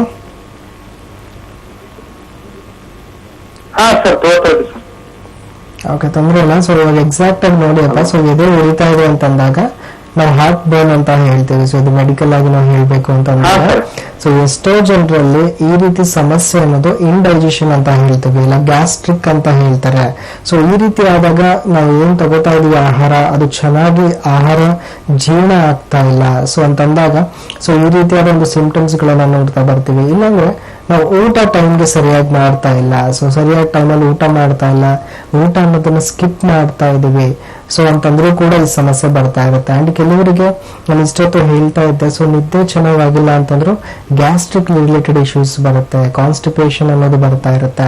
ಸೊ ಇವೆಲ್ಲ ಸಮಸ್ಯೆಗಳು ನಮ್ಮ ನಾರ್ಮಲ್ ಫಿಸಿಕಲ್ ಆಕ್ಟಿವಿಟಿ, ಇಲ್ಲ ಫಿಸಿಕಲ್ ರುಟೀನ್ ಅಂತ ಏನಿರುತ್ತೆ ನಮ್ಮ ದಿನನಿತ್ಯ ಕಾರ್ಯಕ್ರಮಗಳು, ಸೊ ಅದು ಯಾವುದು ಕೂಡ ಪ್ರಾಪರ್ ಆಗಿ ಆಗ್ತಾ ಇಲ್ಲ ಅಂತಂದ್ರೂ ಕೂಡ ಈ ರೀತಿ ಗ್ಯಾಸ್ಟ್ರಿಕ್ ಸಮಸ್ಯೆ ಬರ್ತಾ ಇರುತ್ತೆ. ಅಂಡ್ ಅದರ ಲಕ್ಷಣಗಳಿವೆಲ್ಲ ನೀವೇನ್ ಮಾಡ್ತಾ ಇರ್ತೀರಾ, ಒಂದು ಗ್ಯಾಸ್ಟ್ರಿಕ್ ಮಾತ್ರೆ ತಗೋತೀರಾ. ಸೊ ತಗೊಂಡಾಗ 1 ದಿವಸ ಚೆನ್ನಾಗಿರುತ್ತೆ, ಮತ್ತೆ ತಿರ್ಗಾ ಅದೇ ರೀತಿ ಸಮಸ್ಯೆಗಳು ಕಾಣಿಸ್ಕೊಳ್ಳುತ್ತೆ. ಅಂಡ್ ಅದಕ್ಕೋಸ್ಕರ ಈ ಟ್ರೀಟ್ಮೆಂಟ್ ಅನ್ನೋದು ಬರೀ ಆಂಟಾಸಿಡಿಟಿ ತಗೊಳಕ್ ಹೋಗ್ಬೇಡಿ. ಸೊ ಅದ್ರ ಜೊತೆಗೆ ನಿಮ್ಗೆ ನಾರ್ಮಲ್ ಏನಿರುತ್ತೆ, ಜೀರ್ಣಶಕ್ತಿ ಚೆನ್ನಾಗಾಗಕ್ಕೆ ಏನ್ ಮೆಡಿಸಿನ್ಸ್ ಬೇಕು, ಸೊ ಜೀರ್ಣಶಕ್ತಿ ಚೆನ್ನಾಗಾಗ್ಬೇಕು ಅಂದ್ರೆ ನಮ್ಮ ಆಹಾರ ಪದ್ಧತಿ ಯಾವಾಗಿರ್ಬೇಕು, ಸೊ ಇದೆಲ್ಲ ತಿಳ್ಕೊಂಡು ಇದ್ರ ಪ್ರಕಾರ ಟ್ರೀಟ್ಮೆಂಟ್ ನಾವು ಹೋಮಿಯೋಪತಿಲಿ ಕೊಡ್ತಾ ಇದೀವಿ. ಅಂಡ್ ಕೆಲವೊಂದು ಆಹಾರ ಪದ್ಧತಿಗಳನ್ನು ನಿಮ್ಗೆ ಯಾವ ತರ ಮಾಡ್ಕೋಬೇಕು ಅನ್ನೋದನ್ನು ತಿಳಿಸ್ಕೊಡ್ತೀವಿ. ಅಂಡ್ ಅದ್ರ ಪ್ರಕಾರ ಟ್ರೀಟ್ಮೆಂಟ್ ತಗೊಂಡು ಡೆಫಿನೆಟ್ಲಿ ನಿಮ್ಗಿರೋ ಸಮಸ್ಯೆ ಕಂಪ್ಲೀಟ್ ಆಗಿ ವಾಸಿ ಮಾಡ್ಕೊಡೋದ್ರಲ್ಲಿ ಹೋಮಿಯೋಪತಿ ಹೆಲ್ಪ್ ಮಾಡ್ಕೊಡುತ್ತಪ್ಪ. ಓಕೆ, ಧನ್ಯವಾದಗಳು ಕರೆ ಮಾಡೋದಕ್ಕಾಗಿ. ಕಾಲರ್ ಇದ್ದಾರೆ. ಹಲೋ ಹಲೋ ನಮಸ್ತೆ. ನಮಸ್ತೆ ಮೇಡಮ್. ತಮ್ಮ ಹೆಸರು ಹೇಳಿ ಸರ್, ಎಲ್ಲಿಂದ ಕರೆ ಮಾಡ್ತಿದ್ದೀರಾ? ಸರ್ ನಾವು ಟೌನಲ್ಲಿಂದ ಕಾಲ್ ಮಾಡ್ತಾ ಇರೋದು ಮೇಡಮ್. ಓಕೆ, ನಿಮ್ ಸಮಸ್ಯೆ ಹೇಳಿ, ಡಾಕ್ಟರ್ ಇದ್ದಾರೆ. ಓಕೆ. Hello hello sir. ಹೇಳಿ ಸರ್, ಏನ್ ತೊಂದ್ರೆ ಅದ? ಸರ್ ನಮ್ ಏಜ್ ಬಂದ್ಬಿಟ್ಟು 42. ಎದೆ ನೋವು ಆಯ್ತಾ ಸರ್, ಎದೆ ನೋವು ಮತ್ತೆ ಕಾಲಲ್ಲಿ ಇರಲ್ಲ ಸರ್, ದೊಡ್ಡದಾಗಿರುತ್ತೆ ನೋಡಿ ಸರ್, ಅದರ ನೋವು ತುಂಬಾ ಜಾಸ್ತಿ ಐತೆ. ಹೌದಾ, ಯಾವಾಗ ತೊಂದ್ರೆ ನಿಮ್ಗೆ ಸ್ಟಾರ್ಟ್ ಆಗಿರೋದು? ಸುಮಾರು ಒಂದ್ ತಿಂಗಳಿಂದ ಐತೆ ಸರ್. ನಾವು ಡಾಕ್ಟರ್ ಹತ್ರ ತೋರ್ಸ್ಕೊಂಡ್ರೆ ಗ್ಯಾಸ್ ಟ್ರಬಲ್ ಅಂತ ಟ್ಯಾಬ್ಲೆಟ್ಸ್ ಬರ್ಕೊಳ್ತಾದ್ರೆ ಆದ್ರೆ ಏನು ಯೂಸ್ ಇಲ್ಲ ಸರ್. ಹೌದಪ್ಪ, ಖಂಡಿತ. ಇವಾಗ ಏನು ನಮ್ಗೆ ಇದ್ರಗಿನ ಮುಂಚೆ ಒಂದು ಕಾಲರ್ಗೂ ನಾವು ಹೇಳ್ತಾ ಇದ್ದ, ಸೊ ಅತಿಯಾಗಿ ಎದೆ ಅನ್ನೋದಾಗಿರ್ಬೋದು, ಸೊ ಇದು ನೋವು ಬರೋದಾಗಿರ್ಬೋದು, ತೇಗಿ ತರ ಫಾರ್ಮ್ ಆಗೋದಾಗಿರ್ಬೋದು, ಮೋಷನ್ ಚೆನ್ನಾಗಿ ಆಗದೆ ಇರೋ ತರ ಆಗಿರ್ಬೋದು, ಇಲ್ಲ ಹೊಟ್ಟೆ ಉಗಾರ ಅನ್ಸೋದಾಗಿರ್ಬೋದು, ಇವೆಲ್ಲವೂ ಕೂಡ ಏನಾಗುತ್ತೆ ಗ್ಯಾಸ್ಟ್ರಿಕ್ ನ ಸಮಸ್ಯೆ ಅಂತ ಹೇಳ್ತಾ ಬರ್ತೀವಿ. ಸೊ ಗ್ಯಾಸ್ಟ್ರಿಕ್ ಬರೋಕ್ಕೆ ಕಾರಣ ಏನು ಅನ್ನೋದು ಕೂಡ ನಾನು ಹೇಳ್ತಾ ಬರ್ತಾ ಇದ್ದೆ. ಸೊ ಸರಿಯಾದ ಪ್ರಮಾಣದಲ್ಲಿ ಊಟ ಅನ್ನೋದು ಮಾಡ್ತಾ ಇಲ್ಲ, ಊಟ ಸರಿಯಾದ ಟೈಮ್ ಅಲ್ಲಿ ಮಾಡ್ತಾ ಇಲ್ಲ ಅಂದ್ರೂ ಕೂಡ ಈ ಸಮಸ್ಯೆ ಕಾಣಿಸ್ಕೊಳ್ಳುತ್ತೆ. ಸೊ ಅದಕ್ಕೋಸ್ಕರ ಪ್ರಾಪರ್ ಆಗಿ ನಿಮ್ಗೆ ಯಾವ ರೀತಿ ಡಯಟ್ ಬೇಕು, ನಿಮ್ಗೆ ಈ ತರ ಒಂದು ಗ್ಯಾಸ್ಟ್ರಿಕ್ ಏನ್ ಕಾರಣ ಪ್ರತಿಯೊಂದು ನಿಮ್ಗೆ ತಿಳಿಸ್ಕೊಡ್ಲಾಗುತ್ತೆ. ಒಂದ್ಸತಿ ಬಂದು ನೀಟ್ ಆಗಿ ಕ್ಲಿನಿಕಲ್ಲಿ ಡೆಫಿನೆಟ್ಲಿ ನಿಮ್ಗಿರೋ ಸಮಸ್ಯೆನ ವಾಸಿ ಮಾಡುವಲ್ಲಿ ಮತ್ತೆ ಮುಂದೆ ಇದು ರಿಪೀಟ್ ಆಗದೆ ಇರೋ ತರ ಯಾವ ರೀತಿ ನೋಡ್ಕೋಬೇಕು ಅನ್ನೋದ್ರಲ್ಲಿ ಗೈಡ್ ಮಾಡ್ಲಾಗತ್ತೆ. ಧನ್ಯವಾದಗಳು ಸರ್ ಕರೆ ಮಾಡೋದಕ್ಕಾಗಿ. ಹೆಚ್ಚಿನ ಮಾಹಿತಿ ಬೇಕು ಅಂತಂದ್ರೆ ನೀವು ನಮ್ಮ ಹೋಮಿಯೋಪತಿ ಬ್ರಾಂಚ್ಗೆ ವಿಸಿಟ್ ಮಾಡಬಹುದು. ಬೆಂಗಳೂರಿನಲ್ಲಿ ಮಲ್ಲೇಶ್ವರಂ ಮತ್ತೆ ಜಾನಗಿರದಲ್ಲಿ ಬ್ರಾಂಚಸ್ ಲಭ್ಯ ಇರುವಂತದ್ದು. ಇನ್ನು ಔಟ್ ಆಫ್ ಬೆಂಗಳೂರಿನಲ್ಲೂ ಕೂಡ ನಮ್ಮ ಹೋಮಿಯೋಪತಿ ಶಾಖೆಗಳು ಲಭ್ಯ ಇದೆ. ನಿಮ್ಮ ಟಿವಿ ಸ್ಕ್ರೀನ್ ಮೇಲೆ ಡಿಸ್ಪ್ಲೇ ಆಗ್ತಾ ಇದೆ, ನೋಟ್ ಮಾಡ್ಕೊಳ್ಳಿ. ಫಾರ್ ಅಪಾಯಿಂಟ್ಮೆಂಟ್ ಬಗ್ಗೆ ನೀವು ಕರೆ ಮಾಡಿದ್ರೆ ಬ್ರಾಂಚಸ್ಗೆ ಹೋಗಿ ವಿಸಿಟ್ ಮಾಡೋದಕ್ಕೆ ಬೇಕಾಗಿರುವಂತಹ ಎಲ್ಲ ಮಾಹಿತಿಗಳು ನಿಮಗೆ ಸಿಗುತ್ತೆ ಅಂತ ತಿಳಿಸ್ತಾ, ಎಸ್ ಡಾಕ್ಟರ್ ಫೈಲ್ಸ್ ಬಗ್ಗೆ ಮಾತಾಡ್ತಾ ಇದ್ವಿ. ಸೊ ಈಗ ಕಾನ್ಸ್ಟಿಪೇಷನ್ ಅಂತ ಬಂದಾಗ ಆಹಾರ ಎಷ್ಟು ಚೆನ್ನಾಗಿ ನಾವು ತಗೋತೀವೋ ಅದಷ್ಟೇ ಚೆನ್ನಾಗಿ ಜೀರ್ಣ ಆಗ್ಬೇಕು. ಸೊ ಆವಾಗಲೇ ನಮಗೆ ಈ ಒಂದು ಮಲಬದ್ಧತೆ ಅನ್ನುವಂತ ಒಂದು ಸಮಸ್ಯೆ ಬರುವುದಿಲ್ಲ. ಸೊ ಯಾರಲ್ಲಿ ಹೆಚ್ಚಾಗಿ ನಾವು ಇಂಟರ್ನಲ್ ಪೈಲ್ಸ್ ನ ನೋಡ್ಬೋದು, ಜೊತೆಗೆ ಮಲಬದ್ಧತೆ ಸಮಸ್ಯೆಯನ್ನ ನೋಡ್ಬೋದು? ಇವಾಗ ಇಂಟರ್ನಲ್ ಪೈಲ್ಸ್ ಅಂತ ಬಂದಾಗ ಏನಾಗುತ್ತೆ, ಮೊದಲು ಗ್ರೇಡ್ಸ್ ಬಗ್ಗೆ ಹೇಳ್ತಾ ಇದೆ. ಸೊ ಇಂಟರ್ನಲ್ ಗ್ರೇಡ್ಸ್ ಅಂತ ಸ್ಟಾರ್ಟ್ ಆದಾಗ ಸೊ ಯಾರಿಗೆ ಸ್ವೆಲ್ಲಿಂಗ್ ಅನ್ನೋದು ಒಳಗಡೆನೆ ಕಾಣಿಸ್ಕೊಳ್ತಾ ಇದೆ, ಸೊ ಹೊರಗಡೆ ಯಾವುದೇ ರೀತಿ ಕಾಣಿಸ್ಕೊಳ್ತಾ ಇಲ್ಲ ಅಂದಾಗ ಸೊ ಇದು ಬರೋ ಕಾರಣಗಳು ಏನಿರುತ್ತೆ, ಪ್ರೆಷರ್ ಅಂತ ಹೇಳ್ತೀವಿ ನಾವು. ಸೊ ಆ ಇಂಟ್ರಾವಿನಸ್ ಪ್ರೆಷರ್ ಅನ್ನೋದು ಈ ಕಾನ್ಸ್ಟಿಪೇಷನ್ ಇಂದನೂ ಸ್ಟಾರ್ಟ್ ಮಾಡ್ಕೋಬಹುದು. ಇಲ್ಲ ಅಂತ ಹೇಳಿದ್ರೆ ನೆಕ್ಸ್ಟ್ ನಾವು ನೋಡ್ಬೇಕು ಅಂತಂದಾಗ ಸೊ ಕಂಟಿನ್ಯೂಸ್ಲಿ ಲಾಂಗ್ ಸ್ಟ್ಯಾಂಡಿಂಗ್ ಆಗಿರ್ಬೋದು, ಸೊ ಕಂಟಿನ್ಯೂಸ್ಲಿ ಪ್ರೊಲಾಂಗ್ ಸಿಟ್ಟಿಂಗ್ ಅಂತ ಹೇಳ್ಬೋದು. ಸೊ ಅದೇ ರೀತಿಯಾಗಿ ಪ್ರೆಷರ್ಸ್ ಅಂತ ನಾವು ಬಂದಾಗ ಎಷ್ಟೋ ಪೇಷಂಟ್ಸ್ ಗಳು ಹೇಳ್ತಾ ಇದಾರೆ, ಕಂಟಿನ್ಯೂಸ್ಲಿ ನಿಂತ್ಕೊಂಡು ಕೆಲಸ ಮಾಡ್ತೀವಿ ಡಾಕ್ಟರ್, ನಮ್ಮ ಕೆಲಸನೇ 8 ರಿಂದ 10 ಅವರ್ ನಿಲ್ಲೋದಿದೆ, ಸೊ ಕಂಟಿನ್ಯೂಸ್ಲಿ ನಾವು 8 ರಿಂದ 10 ಅವರ್ ಕೂತ್ಕೊಂಡು ಕೆಲಸ ಮಾಡ್ತೀವಿ ಅಂತ ಹೇಳ್ತಾರೆ. ಸೊ ಈ ರೀತಿ ಸಮಸ್ಯೆ ಇರೋರಿಗೆ ಪ್ರೆಷರ್ ಜಾಸ್ತಿ ಆಗ್ತಾ ಇರುತ್ತೆ. ಸೊ ಏನೋ ಒಂದು ಮೋಷನ್ಸ್ ಅಲ್ಲಿ ಡಿಸ್ಕಂಫರ್ಟ್ ಅಂತ ಬಂದಾಗ ಸೊ ಒಂದು ಟ್ರೀಟ್ಮೆಂಟ್ ಅಂತ ತಗೊಳ್ತಾ ಇರೋದು ಪೇನ್ ಕಿಲ್ಲರ್ ಆಗಿರ್ಬೋದು, ಇನ್ನೊಂದು ಕ್ರೀಮ್ಸ್ ಅನ್ನೋದಾಗಿರ್ಬೋದು, ಆಯಿಂಟ್ಮೆಂಟ್ಗಳಾಗಿರ್ಬೋದು, ಹಚ್ಕೊಳ್ತಾ ಬಂದಾಗ ಏನಾಗುತ್ತೆ ಆ ಇಂಟರ್ನಲ್ ಪೈಲ್ಸ್ ಡೆವಲಪ್ ಆಗುತ್ತೆ ಅಂತ ಹೇಳ್ತೀವಿ ನಾವು, ಇಲ್ಲ ಪ್ರೊಟ್ರೂಡ್ ಆಗುತ್ತೆ ಅಂತ ಹೇಳ್ತೀವಿ. ಸೊ ಪ್ರೊಟ್ರೂಡ್ ಆಗಿ ಸೊ ಸೆಕೆಂಡ್ ಗ್ರೇಡ್ ಅಲ್ಲಿ ಏನಾಗುತ್ತೆ, ಸೊ ಆ ಮೋಷನ್ಸ್ ಅನ್ನೋದು ಪಾಸ್ ಆಗ್ಬೇಕಾದ್ರೆ ಇಂಟರ್ನಲ್ ಪ್ಲೇಸ್ ಹೊರಗಡೆ ಕಾಣಿಸ್ಕೊಳ್ತಾ ಬರುತ್ತೆ. ಸೊ ಮೋಷನ್ಸ್ ಆದ ನಂತರ ಮತ್ತೆ ತಿರ್ಗಾ ಒಳಗಡೆ ಹೋಗ್ತಾ ಇರುತ್ತೆ, ಇಟ್ ರಿಸೀಡ್ಸ್ ಬ್ಯಾಕ್ ಅಂತ ಹೇಳ್ತೀವಿ. ಸೊ ಒಳಗಡೆ ಹೋಗ್ದಾಗ ಏನಾಗುತ್ತೆ ಮತ್ತೆ ತಿರ್ಗಾ ಇಲ್ಲಿ ಸಿಂಪ್ಟಮ್ಸ್ ಅನ್ನೋದು ಸ್ವಲ್ಪ ವೇರಿ ಆಗ್ತಾ ಇರುತ್ತೆ. ಸೊ ಕೆಲವರಿಗೆ ಸೊ ಬ್ಲಡ್ ಸ್ಪಾಟ್ಸ್ ಕಾಣಿಸ್ಕೊಳ್ತಾ ಇರುತ್ತೆ, ಮೋಷನ್ಸ್ ಮಾಡ್ಬೇಕಾದ್ರೆ ಬ್ಲಡ್ ಕಾಣಿಸ್ಕೊಳ್ತಾ ಇದೆ ಡಾಕ್ಟರ್ ಅಂತ ಹೇಳ್ತಾ ಬರ್ತಾರೆ. ಅಂಡ್ ಇವಾಗ್ಲೂ ಕೂಡ ಟ್ರೀಟ್ಮೆಂಟ್ ಅನ್ನೋದು ಪ್ರಾಪರ್ ಕಂಡೀಷನ್ಸ್ ಅಲ್ಲಿ ತಗೋತಾ ಇದಾರೆ. ಅಂಡ್ ಆಹಾರ ಪದ್ಧತಿ ಅನ್ನೋದು ಪ್ರಾಪರ್ ಆಗಿ ಮಾಡ್ಕೊಳ್ತಾ ಬಂದ್ರೆ ಸೊ ಯಾವುದೇ ರೀತಿ ಸಮಸ್ಯೆ ಅನ್ನೋದು ಬರ್ತಾ ಇಲ್ಲ. ಕೆಲವರು ಹೇಳ್ತಾರೆ ಸೊ ಸಪ್ಪೆ ಊಟ ಮಾಡ್ತಾ ಇದ್ರೆ ನಡೆಯುತ್ತೆ ಡಾಕ್ಟರ್, ಏನು ತೊಂದರೆ ಆಗಲ್ಲ. ಬಟ್ ಯಾವಾಗ ನಾವೇನಾದ್ರೂ ಖಾರದ ಅಂಶ ತಗೊಂಡ್ರೆ ಇಲ್ಲ ಪರ್ಟಿಕ್ಯುಲರ್ ಈ ರೀತಿಯಾದ ಏನಾದ್ರು ನಾನು ತಿಂದ್ರೆ ನಂಗೆ ಜಾಸ್ತಿ ಆಗುತ್ತೆ ಅಂತ ಹೇಳ್ತಾರೆ. ಅಂಡ್ ಅಲ್ಲಿ ಏನಾಗುತ್ತೆ ಥರ್ಡ್ ಗ್ರೇಡ್ ಅನ್ನೋದು ಮತ್ತೆ ಡೆವಲಪ್ ಆಗುತ್ತೆ. ಯಾವಾಗ ಸೆಕೆಂಡ್ ಗ್ರೇಡ್ ನ ಡೆವಲಪ್ ಆಗ್ತಾ ಇರೋದನ್ನ ನೆಗ್ಲೆಕ್ಟ್ ಮಾಡಿದಾಗ ಥರ್ಡ್ ಗ್ರೇಡ್ ಅಲ್ಲಿ ಸೊ ಈ ಪ್ರೊಲ್ಯಾಪ್ಸ್ ಅನ್ನೋದು ಹೊರಗಡೆ ಅನ್ನೋದೇನು ಊತ ಕಾಣಿಸ್ಕೊಳ್ತಾ ಇರತ್ತೆ. ಸೊ ಇದು ಮತ್ತೆ ರಿಸೀಡ್ಸ್ ಬ್ಯಾಕ್ ಅಂತ ಹೇಳಕ್ ಬರಲ್ಲ. So it should inset manually ಅಂತ ಹೇಳ್ತೀವಿ. ಸೊ ಕೈಯಿಂದ ಈ ಬಂದಿರೋ ಊತ ಅನ್ನೋದನ್ನ ನಾವು ಒಳಗಡೆ ಹಾಕ್ತಾ ಇದೀವಿ ಅಂತ ಹೇಳ್ತೀವಿ. ಸೊ ಇದು ಥರ್ಡ್ ಗ್ರೇಡ್ ಆಗ್ತಾ ಬರುತ್ತೆ. ಸೊ ನಾವು ಯಾವಾಗ ಥರ್ಡ್ ಗ್ರೇಡ್ಗೂ ಕೂಡ ಟ್ರೀಟ್ಮೆಂಟ್ ಅನ್ನೋದು ಪ್ರಾಪರ್ ಆಗಿ ತಗೋತಾ ಇಲ್ಲ, ಸೊ ಥರ್ಡ್ ಗ್ರೇಡ್ಗೂ ಕೂಡ ನಾವು ಅದೇ ರೀತಿ ನೆಗ್ಲೆಕ್ಟ್ ಮಾಡ್ತಾ ಇದೀವಿ ಅಂತ ಅಂದಾಗ ಸೊ ಇದೇ ಒಂದು ಥರ್ಡ್ ಗ್ರೇಡ್ ಕಂಪ್ಲೀಟ್ ಕೊಲಾಪ್ಸ್ ಆದಾಗ ನಾವು fourth grade of internal piles ನ ನೋಡ್ತಾ ಇದೀವಿ. ಸೊ ಫೋರ್ತ್ ಗ್ರೇಡ್ ನ it is a final grade of internal piles ಅನ್ನೋದು ಹೇಳ್ತಾ ಬರ್ತೀವಿ. So final grade and fourth grade ಅಂತ ಬಂದಾಗ ಇಲ್ಲೇನು ಕಂಪ್ಲೀಟ್ ಪ್ರೊಲಾಪ್ಸ್ ಆಗಿರುತ್ತೆ. ಸೊ ಇದು ಯಾವುದೇ ರೀತಿನೂ ಕೂಡ ನಾವು ಆಪರೇಷನ್ ಮಾಡಬೇಕು. ಸೊ ಇದು ಮ್ಯಾನ್ಯುವಲಿ ನಾವು ಇನ್ಸರ್ಟ್ ಮಾಡಿದ್ರು ಕೂಡ ಅನ್ನೋದು ಒಳಗಡೆ ಹೋಗೋದಿಲ್ಲ ಅನ್ನೋದನ್ನ ನಾವು ಫೋರ್ತ್ ಗ್ರೇಡ್ ಅಂತ ಹೇಳ್ಬೋದು. ಅಂಡ್ ಈ ಒಂದು ಕಂಡೀಷನ್ ಬಂದಾಗ ಅಂಡ್ ಮ್ಯಾಕ್ಸಿಮಮ್ ಪೇಷಂಟ್ಸ್ ಗಳಿಗೆ ಫಸ್ಟ್ ಗ್ರೇಡ್ ಅಲ್ಲಿ ಮತ್ತೆ ಸೆಕೆಂಡ್ ಗ್ರೇಡ್ ಅಲ್ಲಿ ಹೋಮಿಯೋಪತಿಕಲಿ ಕಂಪ್ಲೀಟ್ಲಿ ನಾವು ಬೆಟರ್ ಮಾಡೋದ್ರಲ್ಲಿ ಹೆಲ್ಪ್ ಮಾಡಿಕೊಡ್ಬೋದು. But in the sense of third grade ಮತ್ತೆ ಫೋರ್ತ್ ಗ್ರೇಡ್ ಅಂತ ಬಂದಾಗ ಸೊ ಇಲ್ಲಿ ಆಪರೇಷನ್ ನೀಡ್ ಇರುತ್ತೆ ಅಂತ ಹೇಳ್ತೀವಿ ನಾವು. ಸೊ ಆಪರೇಷನ್ಸ್ ಅಂತ ಬಂದಾಗ ಏನಾಗುತ್ತೆ, ಸೊ ಎಷ್ಟು ಊತ ಅನ್ನೋದು ಹೊರಗಡೆ ಕಾಣಿಸ್ಕೊಳ್ತಾ ಇದೆ, ಸೊ ಎಷ್ಟು ಊತ ಅನ್ನೋದು ಬಂದಿದೆ, ಸೊ ಅದನ್ನ ರಿಮೂವ್ ಮಾಡೋದು ನಾವು ಹೆಮೊರೈಡೆಕ್ಟಮಿ ಅಂತ ಹೇಳ್ತೀವಿ, ಹೆಮೊರೈಡಲ್ ಬ್ಯಾಂಡಿಂಗ್ ಅಂತ ಹೇಳ್ತೀವಿ. ಸೊ ಎಲ್ಲ ಪ್ರೊಸೀಜರ್ಸ್ ಗಳು ಮಾಡಿಕೊಂಡು ಕೂಡ ಪೇಷಂಟ್ಸ್ಗೆ ಒಂದು ಪರ್ಮನೆಂಟ್ ಸೊಲ್ಯೂಷನ್ ಅನ್ನೋದು ಸಿಗ್ತಾ ಇಲ್ಲ. ಸೊ ಮತ್ತೆ ತಿರ್ಗಾ ಅವರು ಮತ್ತಿನ್ನಿತರ ಟ್ರೀಟ್ಮೆಂಟ್ಗಳಿಗೆ ಹೋಗ್ತಾ ಇದ್ದಾರೆ. ಅಂಡ್ ಇವೊಂದು ಆಪರೇಷನ್ ಆಗಿರೋ ಒಂದು ಕಂಡೀಷನ್ಗಳಲ್ಲಿ ನಾವು ಒಂದು ನಾರ್ಮಲಿ ನೋಡ್ತಾ ಹೇಳಬೇಕು ಅಂದ್ರೆ ಫೀಕಲ್ ಇನ್ಕಾಂಟಿನೆನ್ಸ್ ಅಂತ ಹೇಳ್ತೀವಿ. ಅಂದ್ರೆ ಪೇಷಂಟ್ಗೆ ಸೊ ಮೋಷನ್ಸ್ ಮಾಡಬೇಕು ಅಂತ ಅಂದಾಗ ಒಂದು ಕಂಟ್ರೋಲಿಂಗ್ ಪವರ್ ಇರುತ್ತೆ ಅಂತ ಹೇಳ್ತೀವಿ. ಬಟ್ ಯಾವಾಗ ಸೊ ಈ ರೀತಿಯ ಒಂದು ಆಪರೇಷನ್ಸ್ ಅನ್ನೋದಾಗಿರುತ್ತೆ, ಸೊ ಆಪರೇಷನ್ ಆದ ನಂತರ ಈ ಫೀಕಲ್ ಇನ್ಕಾಂಟಿನೆನ್ಸ್ ಅಂದ್ರೆ ಕಂಟ್ರೋಲಿಂಗ್ ಪವರ್ ಇರೋದಿಲ್ಲ ಡಾಕ್ಟರ್ ಅಂತ ಹೇಳ್ತಾರೆ. ಸೊ ಎಷ್ಟೋ ಜನ ಪೇಷಂಟ್ಸ್ ಬಂದು ಹೇಳಿದಾಗ ಸೊ ಇಲ್ಲ ಡಾಕ್ಟರ್ ನಮ್ಗೆ ಯಾವ್ದು ರೀತಿ ಕಂಟ್ರೋಲಿಂಗ್ ಪವರ್ ಇರ್ತಾ ಇಲ್ಲ, ಸೊ ಮೋಷನ್ಸ್ ಬಂದ್ರೆ ಹೋಗ್ಲೇಬೇಕು ಅನ್ನೋ ಒಂದು ಸ್ಥಿತಿ ಡೆವಲಪ್ ಆಗಿದೆ ಆಫ್ಟರ್ ಆಪರೇಷನ್ ಅಂತ ಹೇಳ್ತಾರೆ. ಸೊ ಎಲ್ಲವೂ ಕೂಡ ಆಪರೇಷನ್ಸ್ ನಂತರ ಬರುವಂತ ಒಂದು ಕಾಂಪ್ಲಿಕೇಶನ್ಸ್ಗಳು. And at the same time internal piles develop ಆದ್ರೆ ಸೊ ಆಪರೇಷನ್ಗೂ ಕೂಡ ಹೋಗುತ್ತೆ ಕಂಡೀಷನ್ ಅಂತ ಹೇಳ್ತೀವಿ. ಸೊ ಅದೇ ರೀತಿಯಾಗಿ ಒಂದು ಪೈಲ್ಸ್ ಅನ್ನೋದು ಕಾಣಿಸ್ಕೊಳ್ಳುತ್ತೆ ಅಂದ್ರೆ ಮೇನ್ಲಿ ಲಕ್ಷಣಗಳು ಏನಿದೆ ಅಂಡ್ ಲಕ್ಷಣಕ್ಕೆ ನಾವು ಟ್ರೀಟ್ಮೆಂಟ್ ತಗೋತಾ ಇದೀವಿ. ಸೊ ನಾವು ಲಕ್ಷಣ ಬರೋದಕ್ಕೆ ಏನ್ ಕಾರಣ ಇದೆ ಆ ಕಾರಣಕ್ಕೆ ಟ್ರೀಟ್ಮೆಂಟ್ ತಗೋತಾ ಇದೀವಿ. So that is very important ಅಂತ ಹೇಳ್ತೀವಿ. ಸೊ ಅದಕ್ಕೋಸ್ಕರ ನಾವು ಟ್ರೀಟ್ಮೆಂಟ್ ಅನ್ನೋದು ತಗೋತಾ ಇದೀವಿ ಪೈಲ್ಸ್ಗೆ ಅಂದ್ರೆ ಸೊ ಟ್ರೀಟ್ಮೆಂಟ್ ಒಂದೇ ಯಾವುದೇ ರೀತಿಯೂ ಕೂಡ ಯೂಸ್ ಆಗೋದಿಲ್ಲ. ಸೊ ಟ್ರೀಟ್ಮೆಂಟ್ ಒಂದೇ ಇರೋ ಸಮಸ್ಯೆನ ಒಂದು 100% ಬೆಟರ್ಮೆಂಟ್ ಅನ್ನೋದು ಕೊಡೋದಿಲ್ಲ. ಸೊ ಟ್ರೀಟ್ಮೆಂಟ್ ಜೊತೆಗೆ ಯಾವಾಗ ನಮ್ಮ ಆಹಾರ ಪದ್ಧತಿ ಕರೆಕ್ಟ್ ಆಗಿರುತ್ತೆ, ಸೊ ನಮ್ಮ ದೈಹಿಕ ಚಟುವಟಿಕೆ ಅನ್ನೋದು ಕರೆಕ್ಟ್ ಆಗಿರುತ್ತೆ, ಸೊ ಅಂದಾಗ ಮಾತ್ರ ಇರುವಂತ ಮೂಲವ್ಯಾಧಿ ಸಮಸ್ಯೆನ ಕಾನ್ಸ್ಟಿಪೇಷನ್ ಆಗಿರ್ಬೋದು ಒಂದು ಪರ್ಮನೆಂಟ್ ಆಗಿ ಹೆಲ್ಪ್ ಮಾಡಕ್ ಸಾಧ್ಯ. ಸೊ ಅದಕ್ಕೋಸ್ಕರ ಯಾವುದೇ ರೀತಿಯಾದ ಒಂದು ಮೂಲವ್ಯಾಧಿ ಪೇಷಂಟ್ಸ್ ಹೋಮಿಯೋಪತಿ ಟ್ರೀಟ್ಮೆಂಟ್ಗೆ ಬರ್ತಾ ಇದ್ದಾಗ ಸೊ ಟ್ರೀಟ್ಮೆಂಟ್ ಜೊತೆಗೆ ನಾವು ಅವರ ಬಾಡಿಗೆ ತಕ್ಕಂತೆ ಯಾವ ರೀತಿಯಾದ ಒಂದು ಆಕ್ಟಿವಿಟಿ ಇರಬೇಕು, ಸೊ ಯಾವ ರೀತಿಯಾದ ಆಹಾರ ಪದ್ಧತಿ ಇರಬೇಕು, ಸೊ ಪ್ರತಿಯೊಂದನ್ನು ನೀಟಾಗಿ ಎಕ್ಸ್ಪ್ಲೇನ್ ಮಾಡ್ತಾ ಇದೀವಿ. ಸೊ ಅದ್ರ ಪ್ರಕಾರ ಪೇಷಂಟ್ಸ್ಗೆ ಬೆಟರ್ಮೆಂಟ್ ಅನ್ನೋದು ಸಿಗ್ತಾ ಇದೆ.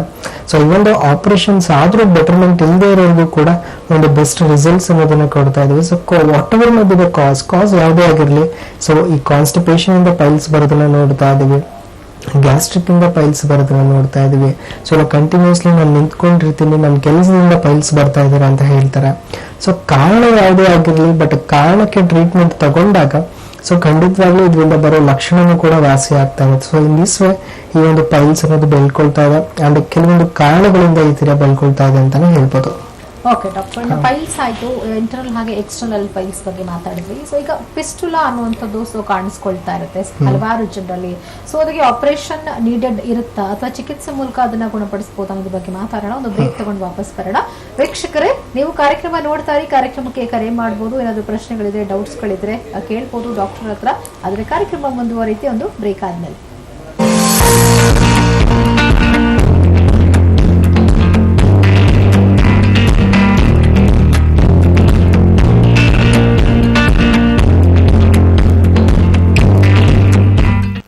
ಎಲ್ಲ ದೀರ್ಘಕಾಲದ ಆರೋಗ್ಯ ಸಮಸ್ಯೆಗಳಿಗೆ ಯಾವುದೇ ಅಡ್ಡ ಪರಿಣಾಮಗಳಿಲ್ಲದೆ ಶಾಶ್ವತ ಪರಿಹಾರಕ್ಕಾಗಿ ನಮ್ಮ ಹೋಮಿಯೋಪತಿ.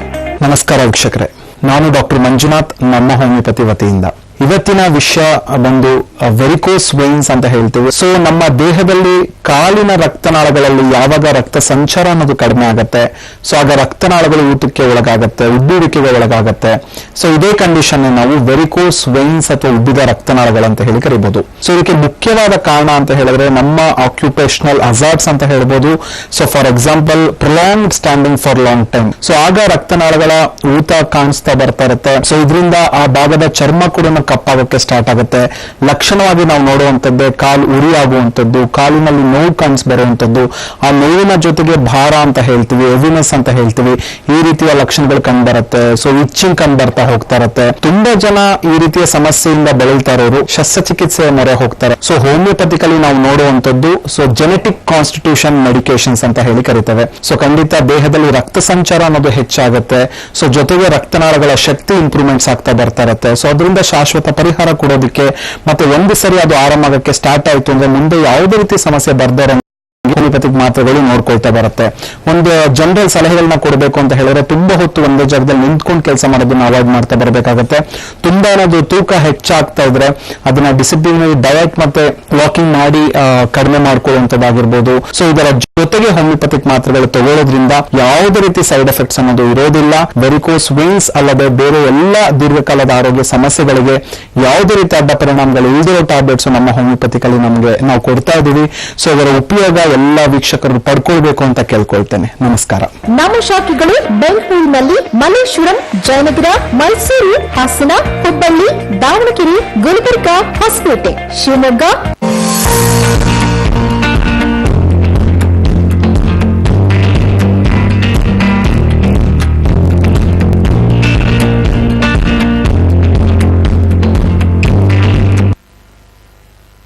ನಮ್ಮ ಹೋಮಿಯೋಪತಿ ಅರ್ಪಿಸುವ ಆರೋಗ್ಯ ವಿಭಾಗ್ಯ ನೇರ ಪ್ರಸಾರದ ಕಾರ್ಯಕ್ರಮಕ್ಕೆ ಮತ್ತೆ ಸ್ವಾಗತ ವೀಕ್ಷಕರ. ಇವತ್ತಿನ ಕಾರ್ಯಕ್ರಮದಲ್ಲಿ ನಾವು ಪೈಲ್ಸ್ ಸಮಸ್ಯೆಗಳ ಬಗ್ಗೆ ಮಾತಾಡ್ತಾ ಇದೀವಿ. ನೀವು ಕೂಡ ಕಾರ್ಯಕ್ರಮಕ್ಕೆ ಕರೆ ಮಾಡಬಹುದು. ನಿಮ್ಮ ಟಿವಿ ಸ್ಕ್ರೀನ್ ಮೇಲೆ ನಂಬರ್ ಕೂಡ ಡಿಸ್ಪ್ಲೇ ಆಗ್ತಾ ಇದೆ. ಸೊ ಕರೆ ಮಾಡಿ ಏನಾದ್ರು ಪ್ರಶ್ನೆಗಳಿದ್ರೆ, ಡೌಟ್ಸ್ ಗಳಿದ್ರೆ ಕ್ಲಿಯರ್ ಮಾಡ್ಕೋಬಹುದು ಅಂತ ತಿಳಿಸ್ತಾ ಫಿಸ್ಟುಲಾ ಬಗ್ಗೆ ಮಾತಾಡ್ತಾ ಇದ್ವಿ. ಈಗ ಫಿಸ್ಟುಲಾ ಅನ್ನುವಂಥದ್ದು ಸೊ ಪೈಲ್ಸ್ ಆದ ನಂತರದ ಒಂದು ಕಾಂಪ್ಲಿಕೇಟಿವ್ ಸ್ಟೇಜ್ ಅಂತ ಹೇಳ್ಬೋದಾ? ಹೇಗಿರುತ್ತೆ ಲಕ್ಷಣಗಳು ಅಂತ? ಸೊ ಇವಾಗ ಏನಾಗುತ್ತೆ, ಸೊ ಫಿಸ್ಟುಲಾ ಮತ್ತೆ ಫಿಶರ್ ಮತ್ತೆ ಪೈಲ್ಸ್ ಅನ್ನೋದು ಏನಾಗುತ್ತೆ, ಸೊ ಇದು ಮೂರೂ ಕೂಡ ಒಂದು ಬೇರೆ ರೀತಿಯಾದ ಒಂದು ಕಂಡೀಷನ್ಸ್ ಅಂತಾನೆ ಹೇಳ್ತಾ ಬರ್ಬೋದು. ಸೊ ನಾರ್ಮಲಿ ಇವಾಗ ಮೋಷನ್ಸ್ ಅಲ್ಲಿ ನಾನು ಮುಂಚೆಯಿಂದನೂ ಹೇಳ್ತಾ ಬರ್ತಾ ಇದೆ. ಸೊ ಮೋಷನ್ಸ್ ಮಾಡಬೇಕಾದಾಗ ಒಂದು ಪೇನ್ ಅನ್ನೋದು ಉಂಟಾಗ್ತಾ ಇದೆ, ಸೊ ಇಲ್ಲ ಬ್ಲೀಡಿಂಗ್ ಅನ್ನೋದು ಉಂಟಾಗ್ತಾ ಇದೆ ಅಂತಂದಾಗ ಸೊ ಅದು ಪೈಲ್ಸ್ ಅಂತಾನೆ ಪೇಷಂಟ್ಸ್ ಡಯಾಗ್ನೋಸ್ ಮಾಡ್ತಾ ಬರ್ತಾ ಇದ್ದಾರೆ ಹೊರತು ಸೊ ಪೈಲ್ಸ್ ನ ಹೊರತಾಗಿ ಸೊ ಮತ್ತಿನ್ನೆರಡು ಕಂಡೀಷನ್ಗಳಿದೆ ಸೊ ಅನ್ನೋದನ್ನ ಕೂಡ ನಾವು ಇವತ್ತು ಹೇಳ್ತಾ ಇದ್ದೀವಿ. ಬಟ್ ಇಲ್ಲಿ ನಾವು ಪೈಲ್ಸ್ ಅನ್ನೋದು ಬಂದಾಗ ಅನ್ಯೂಶುವಲ್ ಗ್ರೋತ್ ಕಾಣಿಸ್ಕೊಳ್ತಾ ಇದೆ, ಇನ್ಫ್ಲಮೇಷನ್ ಕಾಣಿಸ್ಕೊಳ್ತಾ ಇದೆ. ಸೊ ಅದರಿಂದ ಸೊ ಈ ರೀತಿಯಾದ ಪೈಲ್ಸ್ ಅನ್ನೋದು ಡೆವಲಪ್ ಆಗ್ತಾ ಇದೆ ಅಂತ ಕೇಳ್ಬೋದು. ಅಂಡ್ ಅದೇ ರೀತಿಯಾಗಿ ಸೊ ನೆಕ್ಸ್ಟ್ ನಾವು ಫಿಶರ್ ಅಂತ ಹೇಳ್ತೀವಿ. ಸೊ ಫಿಶರ್ ಅಂತ ಬಂದಾಗ ಸೊ ಇಲ್ಲಿ ಲಾಂಗಿಟ್ಯೂಡ್ನಲ್ ಟಿಯರ್ ಅಂತ ಹೇಳ್ತೀವಿ. ಸೊ ಅಂದ್ರೆ ಕ್ರ್ಯಾಕ್ ಅನ್ನೋದನ್ನ ಉಂಟಾಗ್ತಾ ಇರೋದನ್ನ ನೋಡ್ತಾ ಇದೀವಿ ಏನಲ್ ರೀಜನ್ ಅಲ್ಲಿ. ಸೊ ಉರಿ ಅನ್ನೋದಿದೆ ಡಾಕ್ಟರ್ ಅಂತ ಹೇಳ್ತಾರೆ. ಸೊ ಮೋಷನ್ಸ್ ಮಾಡ್ಬೇಕಾದ್ರೆ ಸೊ ತುಂಬಾ ಉರಿ ಅನ್ನೋದು ಕಾಣಿಸ್ಕೊಳ್ತಾ ಇದೆ. ಸೊ ಉರಿ ಅನ್ನೋದು ವಾಸನೆ ಆಗ್ತಾ ಇಲ್ಲ. ನಾನು ಇವತ್ತು ಕ್ರೀಮ್ ಹಚ್ಕೊಳ್ತಾ ಇದ್ದೀನಿ, ಆಯಿಂಟ್ಮೆಂಟ್ ಹಚ್ಕೊಳ್ತಾ ಇದ್ದೀನಿ, ಒಂದ್ ದಿವಸ ಚೆನ್ನಾಗಿರುತ್ತೆ ಡಾಕ್ಟರ್, ಮತ್ತೆ ತಿರ್ಗಾ ಅದೇ ರೀತಿ ಆಗುತ್ತೆ ಅಂತ ಹೇಳ್ತಾರೆ. ಸೊ ಈ ಫಿಶರ್ ಅನ್ನೋದು ಕಾಣಿಸ್ಕೊಳ್ತಾ ಇದೆ, ಸೊ ಈ ಉರಿ ಅನ್ನೋದು ಕಾಣಿಸ್ಕೊಳ್ತಾ ಇದೆ ಅಂದ್ರೆ ಸೊ ನಾರ್ಮಲಿ ಒಬ್ಬ ವ್ಯಕ್ತಿಗೆ ಮೋಷನ್ಸ್ ಅನ್ನೋದು ಹಾರ್ಡ್ ಆಗ್ಬೇಕು. ಸೊ ಹಾರ್ಡ್ ಸ್ಟೂಲ್ಸ್ ಅಂತ ಹೇಳ್ತೀವಿ. ಸೊ ಮೋಷನ್ಸ್ ಅನ್ನೋದು ಗಟ್ಟಿ ಆಗ್ತಾ ಇದೆ ಅಂತಂದಾಗ ಸೊ ಈ ಫಿಶರ್ ಅನ್ನೋ ಕಂಡೀಷನ್ ಗಳನ್ನ ನೋಡ್ತಾ ಇದ್ದೀವಿ. ಅಂಡ್ ಈ ಹಾರ್ಡ್ ಸ್ಟೂಲ್ಸ್ ಬರಕ್ಕೆ ಮೇನ್ ಕಾರಣ ಅನ್ನೋದು ಒಂದು ವಾಟರ್ ಇಂಟೇಕ್ ಅನ್ನೋದು ತುಂಬಾ ಕಡಿಮೆ ತಗೋತಾ ಇದೀವಿ. ಸೊ ಆ ಒಂದು ರೀಸನ್ ಇಂದ ಮೋಷನ್ಸ್ ಹಾರ್ಡ್ ಆಗ್ತಾ ಬರುತ್ತೆ. ಅದನ್ನ ಹೊರತಾಗಿ ನಾವು ನೋಡ್ಬೇಕು ಅಂತ ಹೇಳಿದಾಗ ಸೊ ಮೋಷನ್ಸ್ ಅನ್ನೋದನ್ನ ಮುಂದೆ ಹಾಕ್ತಾ ಇದೀವಿ. ಸೊ ಅಂದ್ರೆ ಈ ಮೋಷನ್ಸ್ ಬರ್ತಾ ಇದೆ, ಸೊ ಅದನ್ನ ಕಂಟ್ರೋಲ್ ಮಾಡ್ಕೊಂಡು 5 to 10 ನಿಮಿಷ ಬಿಟ್ಟು ಮುಂದೆ ಉಡ್ಕೊಂಡು ಮೋಷನ್ಸ್ ಮಾಡ್ತಾ ಇರೋದು. ಸೊ ಈ ರೀತಿಯಾದ ಒಂದು ಬೌಲ್ ಹ್ಯಾಬಿಟ್ಸ್ ಇರೋರಿಗೆ ಫಿಶರ್ ಅನ್ನೋದು ಕಾಣಿಸ್ಕೊಳ್ತಾ ಇದೆ, ಕ್ರ್ಯಾಕ್ ಅನ್ನೋದು ಕಾಣಿಸ್ಕೊಳ್ತಾ ಇದೆ. ಸೊ ಈ ಕ್ರ್ಯಾಕ್ ಡೆವಲಪ್ ಆಗ್ತಾನೆ ಇರುವಂತ ಲಕ್ಷಣ ಅನ್ನೋದು ಜಾಸ್ತಿ ಆಗ್ತಾ ಇರುತ್ತೆ ಒಬ್ಬ ವ್ಯಕ್ತಿಗೆ ಅಂತ ಹೇಳ್ತಾ ಬರ್ಬೋದು. ಅಂಡ್ ಅದೇ ರೀತಿಯಾಗಿ ಫಿಸ್ಟುಲಾ ಅಂತ ನಾವು ಹೇಳ್ತಾ ಬಂದ್ರಾಗ ನಾವೊಂದು ಕಾಲರ್ ಹತ್ರನೂ ಕೂಡ ಮಾತಾಡ್ತಾ ಇದ್ವಿ. ಸೊ ಏನಲ್ ಓಪನಿಂಗ್ ಅಂತ ಹೇಳ್ತೀವಿ. ಸೊ ಫಿಸ್ಟುಲಾ ಅಂತ ಬಂದಾಗ ಏನಾಗುತ್ತೆ, ಸೊ ಓಪನಿಂಗ್ಸ್ ಅಂತ ಬಂದಾಗ ಸೊ ಅದು ಡ್ಯೂ ಟು ಅನ್ಹೈಜಿನಿಟಿಯಿಂದ ಆಗಿರ್ಬೋದು, ಸೊ ಇಲ್ಲ ಅಂತಂದ್ರೆ ಸೊ ನಮ್ಮ ಬಾಡಿಯಲ್ಲಿ ಆಗ್ತಕ್ಕಂಥ ಇನ್ಫ್ಲಮೇಷನ್ ಇಂದ ಆಗಿರ್ಬೋದು. ಸೊ ಫಿಸ್ಟುಲಾ ಅನ್ನೋದು ಕಾಣಿಸ್ಕೊಂಡಿದೆ ಅಂತ ಅಂದಾಗ ಸೊ ಇಲ್ಲಿ ಸೊ ಪಸ್ ಫಾರ್ಮೇಶನ್ ಆಗುತ್ತೆ ಅಂತ ಹೇಳ್ತೀವಿ ನಾವು. ಸೊ ಪಸ್ ಅಂತ ಬಂದಾಗ ಸೊ ಕೀ ತುಂಬಿರೋ ತರ ಆಗ್ತಾ ಇದೆ ಡಾಕ್ಟರ್ ಅಂತ ಹೇಳ್ತಾರೆ. ಸೊ ಪ್ರತಿ ಸಲನೂ ಕೂಡ ಮೋಷನ್ಸ್ ಹೋದಾಗ ನಮಗೆ ನೋವನ್ನೋದು ಕಾಣಿಸ್ಕೊಳ್ತಾ ಇದೆ. ಸೊ ಅದೇ ರೀತಿಯಾದ ಸ್ಲಿಮ್ಮಿ ಮ್ಯೂಕಸ್ ಡಿಸ್ಚಾರ್ಜ್ ಅಂತ ಹೇಳ್ತೀವಿ. ಸೊ ಈ ಒಂದು ದ್ರವದ ತರ ಬರ್ತಾ ಇದೆ ಡಾಕ್ಟರ್ ಅಂತ ಹೇಳ್ತಾ ಬರ್ತಾರೆ. ಸೊ ಇದೆಲ್ಲವೂ ಕೂಡ ಫಿಸ್ಟುಲಾ ಅಲ್ಲಿ ಬರುವಂತ ಲಕ್ಷಣಗಳು ಅಂತ ಹೇಳ್ತೀವಿ. ಸೊ ಫಿಸ್ಟುಲಾಗೆ ನಾನು ಆಪರೇಷನ್ ಮಾಡ್ಕೊಂಡಿದ್ದೀನಿ. ಸೊ ಫಿಸ್ಟುಲಾನ ಕಂಪ್ಲೀಟ್ ಆಗಿ ನಾನು ಎಷ್ಟು ಪಸ್ ಇದೆ ಅಷ್ಟನ್ನು ತೆಗೆಸ್ಕೊಂಡಿದ್ದೀನಿ. ಬಟ್ ಸ್ಟಿಲ್ ನನಗೆ 6 ತಿಂಗಳು ಆದ್ಮೇಲೆ ಮತ್ತೆ ತಿರ್ಗಾ ಅದೇ ರೀತಿಯಾದ ಕಂಡೀಷನ್ಸ್ ನೋಡ್ತಾ ಇದ್ದೀನಿ ಅನ್ನೋರು ಬರ್ತಾ ಇದಾರೆ. ಸೊ ಅದೇ ರೀತಿಯಾಗಿ 1 ವರ್ಷ ಆಯ್ತು, ಮತ್ತೆ ತಿರ್ಗಾ ಅದೇ ರೀತಿ ಲಕ್ಷಣ ಕಾಣಿಸ್ಕೊಳ್ತಾ ಇದ್ದೀನಿ ಅನ್ನೋದಾಯ್ತು. ಇದೆಲ್ಲವೂ ಕೂಡ ಸೊ ಒಂದು ಹೆಲ್ತ್ ಇದೇ ಒಂದು ಮೋಷನ್ಸ್, ಇದೇ ಒಂದು ಮೆಟಬಾಲಿಕ್ ಡಿಸಾರ್ಡರ್ಸ್ಗಳು ಅಲ್ಲಿ ಬರುವಂತ ಒಂದು ಲಕ್ಷಣ ಅಂತಾನೆ ಹೇಳ್ಬೋದು. ಅಂಡ್ ಅದ್ರ ಜೊತೆಗೆ ನೆಕ್ಸ್ಟ್ ಇದೆಲ್ಲವನ್ನು ಹೊರತುಪಡಿಸಿ ಸೊ ಸೇಮ್ ಫಿಸ್ಟುಲಾ ತರನೇ ಕಾಣಿಸುವಂತ ಒಂದು ಕಂಡೀಷನ್ಸ್ ನಾವು ಸೊ ಪೈಲೋನೈಡಲ್ ಸೈನಸ್ ಅಂತ ಹೇಳ್ತೀವಿ. ಸೊ ಆ ಸೈನಸ್ ಅನ್ನೋದು ಸೊ ಇದೇ ರೀತಿಯಾದ ಫಿಸ್ಟುಲಾ ರೀತಿನೇ ಇರುತ್ತೆ, ಬಟ್ ಇಲ್ಲೂ ಕೂಡ ಬ್ಲೀಡಿಂಗ್ ಅನ್ನೋದು ಕಾಣಿಸ್ಕೊಳ್ತಾ ಇರುತ್ತೆ. ಸೊ ಪಸ್ ಅನ್ನೋದು ಕಲೆಕ್ಷನ್ ಆಗಿರುತ್ತೆ, ಬಟ್ ಸ್ಟಿಲ್ ಸೊ ಎಲ್ಲವೂ ಕೂಡ ಬೇರೆ ಬೇರೆ ರೀತಿಯಾದ health related aspects, health related conditions ಅಂತಾನೆ ಹೇಳ್ತಾ ಬರ್ಬೋದು. ಸೊ ಈ ರೀತಿ ಪೈಲ್ಸ್ ಆಗಿರ್ಬೋದು, ಫಿಶರ್ ಆಗಿರ್ಬೋದು, ಫಿಸ್ಚುಲಾ ಆಗಿರ್ಬೋದು, ಸೊ ಪ್ರತಿಯೊಂದು ಕೂಡ ಬೇರೆ ರೀತಿಯಾದ ಕಂಡೀಷನ್ಸ್ ಹೊರತು ಸೊ ಒಂದು ಪೈಲ್ಸ್ ಏನೋ ಡೆವಲಪ್ ಆಗಿ ಫಿಸ್ಚುಲಾ ಆಗೋದಾಗಿರ್ಬೋದು, ಸೊ ಫಿಶರ್ ಡೆವಲಪ್ ಆಗಿ ಮತ್ತಿನ್ನೊಂದು ಕಾಯಿಲೆ ಅನ್ನೋದಾಗಿರ್ಬೋದು ಆಗ್ತಾ ಇರೋದಿಲ್ಲ. ಪ್ರತಿಯೊಂದು ಕಾಯಿಲೆಗೂ ಕೂಡ ಕಾಂಪ್ಲಿಕೇಶನ್ಸ್ ಅದರದೇ ಆದಂತದ್ದಿರುತ್ತೆ. ಸೊ ಅದರಲ್ಲಿ ಇವೆಲ್ಲವೂ ಕೂಡ ಬೇರೆ ಬೇರೆ ರೀತಿಯಾದ ಒಂದು ಕಂಡೀಷನ್ಸ್ ಅಂತಾನೆ ಹೇಳ್ತಾ ಬರ್ಬೋದು. ಓಕೆ ಡಾಕ್ಟರ್, ಈಗ ದೊಡ್ಡವರಲ್ಲಿ ಪೈಲ್ಸ್ ಆಗ್ತಿದೆ ಅಂದಾಗ ಒಂದು ಆಕ್ಯುಪೇಷನ್ ಪ್ರಾಬ್ಲಮ್ಸ್ ಇರ್ಬೋದು ಅಥವಾ ಕಾನ್ಸ್ಟಿಪೇಷನ್ ಪ್ರಾಬ್ಲಮ್ ಇರ್ಬೋದು. ಸೊ ಹಲವಾರು ರೀಸನ್ಸ್ ಇರುತ್ತೆ. ಈಗ ಮಕ್ಕಳಲ್ಲೂ ಕೂಡ ಪೈಲ್ಸ್ ಸಮಸ್ಯೆಗಳು ಕಾಣಿಸ್ಕೊಳ್ತಿದೆ ಅಂದಾಗ ಸ್ವಲ್ಪ ಅದು ಮೈನಸ್ ಸ್ಟೇಜ್ ಅಲ್ಲಿ ಇರುತ್ತೆ. ಸೊ ಮಕ್ಕಳಲ್ಲಿ ಯಾವ ಒಂದು ಕಾರಣಕ್ಕಾಗಿ ಈ ತರದ ಒಂದು ಸಮಸ್ಯೆಗಳು, ಮೋಷನ್ ಹಾರ್ಡ್ ಆಗುವಂತ ಇರೋದು ಅಥವಾ 2-3 ದಿವಸಕ್ಕೊಂದ್ಸತಿ ಅವರು ಮೋಷನ್ ಹೋಗುವಂತ ಸಮಸ್ಯೆಗಳು ಮಕ್ಕಳಲ್ಲಿ ಸಾಮಾನ್ಯವಾಗಿರುತ್ತೆ. ಖಂಡಿತ. ಸೊ ಅದ್ರ ಬಗ್ಗೆ ಹೇಳಿ. ಸೊ ಎಕ್ಸಾಕ್ಟ್ಲಿ ಇವಾಗ ನಾವು ಕಾಸಸ್ ಅಂತ ತಗೋತಾ ಬರ್ತಾ ಇದ್ದೀವಿ, ಕಾರಣಗಳು ತಗೋತಾ ಬರ್ತಾ ಇದೀವಿ ಪೈಲ್ಸ್ಗೆ ಅಂದ್ರೆ ಸೊ ನಿಮಗೆ ಒಂದು ಎಕ್ಸಾಕ್ಟ್ ಐಡಿಯಾ ಸಿಗುತ್ತೆ. ಸೊ ನಾರ್ಮಲಿ ಕಾಸಸ್ ಅಂತ ಬಂದಾಗ ಪೈಲ್ಸ್ ಅಲ್ಲಿ ಮೊದಲನೇದಾಗಿ ಸೊ ಜೆನೆಟಿಕ್ ಕಾಸಸ್ ಅಂತ ಹೇಳ್ತೀವಿ. ಸೊ ಏನಾದ್ರೂ ಇನ್ಹೆರಿಟೆನ್ಸ್ ಕ್ಯಾರೆಕ್ಟರ್ ಇತ್ತು, ಸೊ ಪೇಷಂಟ್ಸ್ ಹೇಳ್ತಾ ಇದ್ದಾರೆ ಸೊ ಮನೇಲಿ ನಮ್ಮ ತಂದೆಗೂ ಇತ್ತು ಡಾಕ್ಟರ್, ತಾಯಿಗೂ ಇತ್ತು ಡಾಕ್ಟರ್, ಸೊ ಅದೇ ರೀತಿಯಾಗಿ ನನಗೂ ಕಾಣಿಸ್ಕೊಳ್ತಾ ಇದೆ ಅನ್ನೋದಾಗಿರ್ಬೋದು. ಸೊ ಅದು ಒಂದ್ ರೀತಿ. ಸೊ ಮಕ್ಕಳಲ್ಲಾಗಿರ್ಬೋದು, ಅಡಲ್ಟ್ಹುಡ್ ಅಲ್ಲಿ ಆಗಿರ್ಬೋದು, ಸೊ ಇವೆಲ್ಲ ಬರೋ ಒಂದು ಕಂಡೀಷನ್ಸ್ ಅಂತ ಹೇಳ್ಬೋದು. ಸೊ ಜೆನೆಟಿಕ್ ಇಲ್ಲ, ಸೊ ಮನೇಲಿ ಯಾರಿಗೂ ಇರ್ತಾ ಇರಲಿಲ್ಲ ಡಾಕ್ಟರ್, ನನಗೆ ಕಾಣಿಸ್ಕೊಳ್ತಾ ಇದೆ ಅಂತ ಬಂದಾಗ ಸೊ ಇಲ್ಲಿ ನಾವು ಎನ್ವಿರಾನ್ಮೆಂಟಲ್ ಫ್ಯಾಕ್ಟರ್ಸ್ ಅಂತ ಹೇಳ್ತೀವಿ. ಸೊ ಎರಡನೇ ರೀತಿಯಾದ ಕಾಸಸ್ ನ ತಗೋತಾ ಬಂದಾಗ ಅಂಡ್ ಎನ್ವಿರಾನ್ಮೆಂಟಲ್ ಫ್ಯಾಕ್ಟರ್ಸ್ ಅಂತ ಬಂದಾಗ ಏನಾಗುತ್ತೆ, ನಮ್ಮ ಒಂದು ಫುಡ್ ಹ್ಯಾಬಿಟ್ಸ್ ಆಗಿರ್ಬೋದು, ಫಿಸಿಕಲ್ ಆಕ್ಟಿವಿಟೀಸ್, ಸೊ ಆಹಾರ ಪದ್ಧತಿ ಮತ್ತು ದೈಹಿಕ ಚಟುವಟಿಕೆಗಳು ಅಂತ ಹೇಳ್ತೀವಿ. ಸೊ ಫುಡ್ ಹ್ಯಾಬಿಟ್ಸ್ ಅಂತ ಬಂದಾಗ ನಾವು ಇಷ್ಟೊತ್ತು ಮಾತಾಡ್ತಾ ಬಂದಂಗೆ so lack of fibre intake. So ಇತ್ತೀಚಿನ ದಿನಗಳಲ್ಲಿ ಸೊ ಮಕ್ಕಳಿಂದ ಹಿಡಿದು ಸೊ ವಯಸ್ಕರಲ್ಲಿ ಹಿಡಿದು ಸೊ ತಗೊಳ್ತಕ್ಕಂಥ ಆಹಾರನೂ ಕೂಡ ಸೊ ಯಾವುದೇ ರೀತಿ ಪ್ರಾಪರ್ ಆಗಿ ತಗೋತಾ ಇಲ್ಲ. ಫಾರ್ ಎಕ್ಸಾಂಪಲ್ ಒಂದು ಯಾವುದೇ ರೀತಿಯಾದ ಒಂದು ಸೆಕ್ಟರ್ ನಾವು ವರ್ಕ್ ಮಾಡ್ತಾ ಇದೀವಿ ಅಂದ್ರೆ so due to work pressure ಆಗಿರ್ಬೋದು, ಊಟನೇ ಸರಿಯಾಗಿ ಮಾಡ್ತಾ ಇರೋದಿಲ್ಲ, ಸೊ ನಿದ್ದೆನೂ ಚೆನ್ನಾಗಿ ಮಾಡ್ತಾ ಇರೋದಿಲ್ಲ. ಸೊ ಖಂಡಿತವಾಗ್ಲೂ ಸೊ ನಮ್ಮ ಮೆಟಬಾಲಿಕ್ ಡಿಸಾರ್ಡರ್ ಅನ್ನೋದಂದ್ರೆ ಮೆಟಬಾಲಿಸಮ್ ಅನ್ನೋದು ಡಿಸ್ಟರ್ಬ್ ಆಗೇ ಆಗುತ್ತೆ ಅಂತಾನೆ ಹೇಳ್ತಾ ಬರ್ಬೋದು. ಸೊ ಇವನ್ ನಾವು ಫುಡ್ ಏನಾದ್ರು ತಗೊಂಡ್ರು ಕೂಡ ಸೊ ಅದು ಜಂಕ್ ಫುಡ್ ಆಗಿರ್ಬೋದು, ಸೊ ಪಿಜ್ಜಾ ಆಗಿರ್ಬೋದು, ಬರ್ಗರ್ ಆಗಿರ್ಬೋದು, ಸೊ ಮತ್ತೇನಿತರ ಪ್ಯಾಕ್ಡ್ ಪ್ರೊಸೆಸ್ಡ್ ಫುಡ್ ಅಂತ ನಾವೇನ್ ಕರಿತೀವಿ, ಸೊ ಆ ರೀತಿಯಾದ ಫುಡ್ಗಳನ್ನ ತಗೊಳ್ಳೋದಾಗಿರ್ಬೋದು. ಅತಿಯಾಗಿ ತಗೊಂಡಾಗ ಏನಾಗುತ್ತೆ, ಸೊ ಯಾವುದೇ ರೀತಿಯಾದ ಜೀರ್ಣ ಶಕ್ತಿ ಅನ್ನೋದು ಕಡಿಮೆ ಆಗ್ತಾ ಬರುತ್ತೆ. ಸೊ ಅದರಿಂದನೂ ಕೂಡ ಈ ಸಮಸ್ಯೆ ಅನ್ನೋದು ಸೊ ಚಿಕ್ಕ ವಯಸ್ಕರಲ್ಲೂ ಕಾಣಿಸ್ತಾ ಇದೆ ಅಂಡ್ ಇವನ್ ಅಡಲ್ಟ್ಹುಡ್ ಅಲ್ಲೂ ಕೂಡ ಕಾಣಿಸ್ಕೊಳ್ತಾ ಇದೆ ಅಂತ ಹೇಳ್ಬೋದು.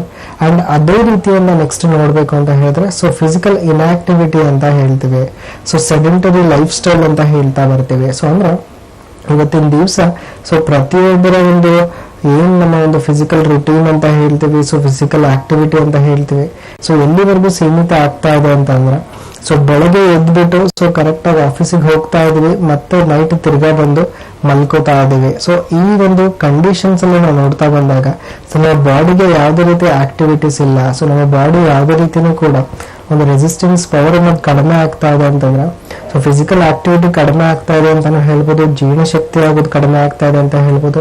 ಅಂಡ್ ಪ್ರತಿಯೊಬ್ಬ ವ್ಯಕ್ತಿಗೂ ಏನು ಸೆಡೆಂಟರಿ ಲೈಫ್ ಸ್ಟೈಲ್ ಅಂತ ಹೇಳ್ತಾ ಇದೀವಿ, ಸೊ ಬೆಳಗ್ಗೆ ವರ್ಕ್ ಹೋಗಿ ಮತ್ತೆ ತಿರ್ಗಾ ವರ್ಕ್ ಇಂದ ವಾಪಸ್ ಬರೋದೇ ಒಂದು ದೊಡ್ಡ ಕೆಲಸ ಆಗ್ತಾ ಇರುತ್ತೆ ಅಂತಾನೆ ಹೇಳ್ಬೋದು.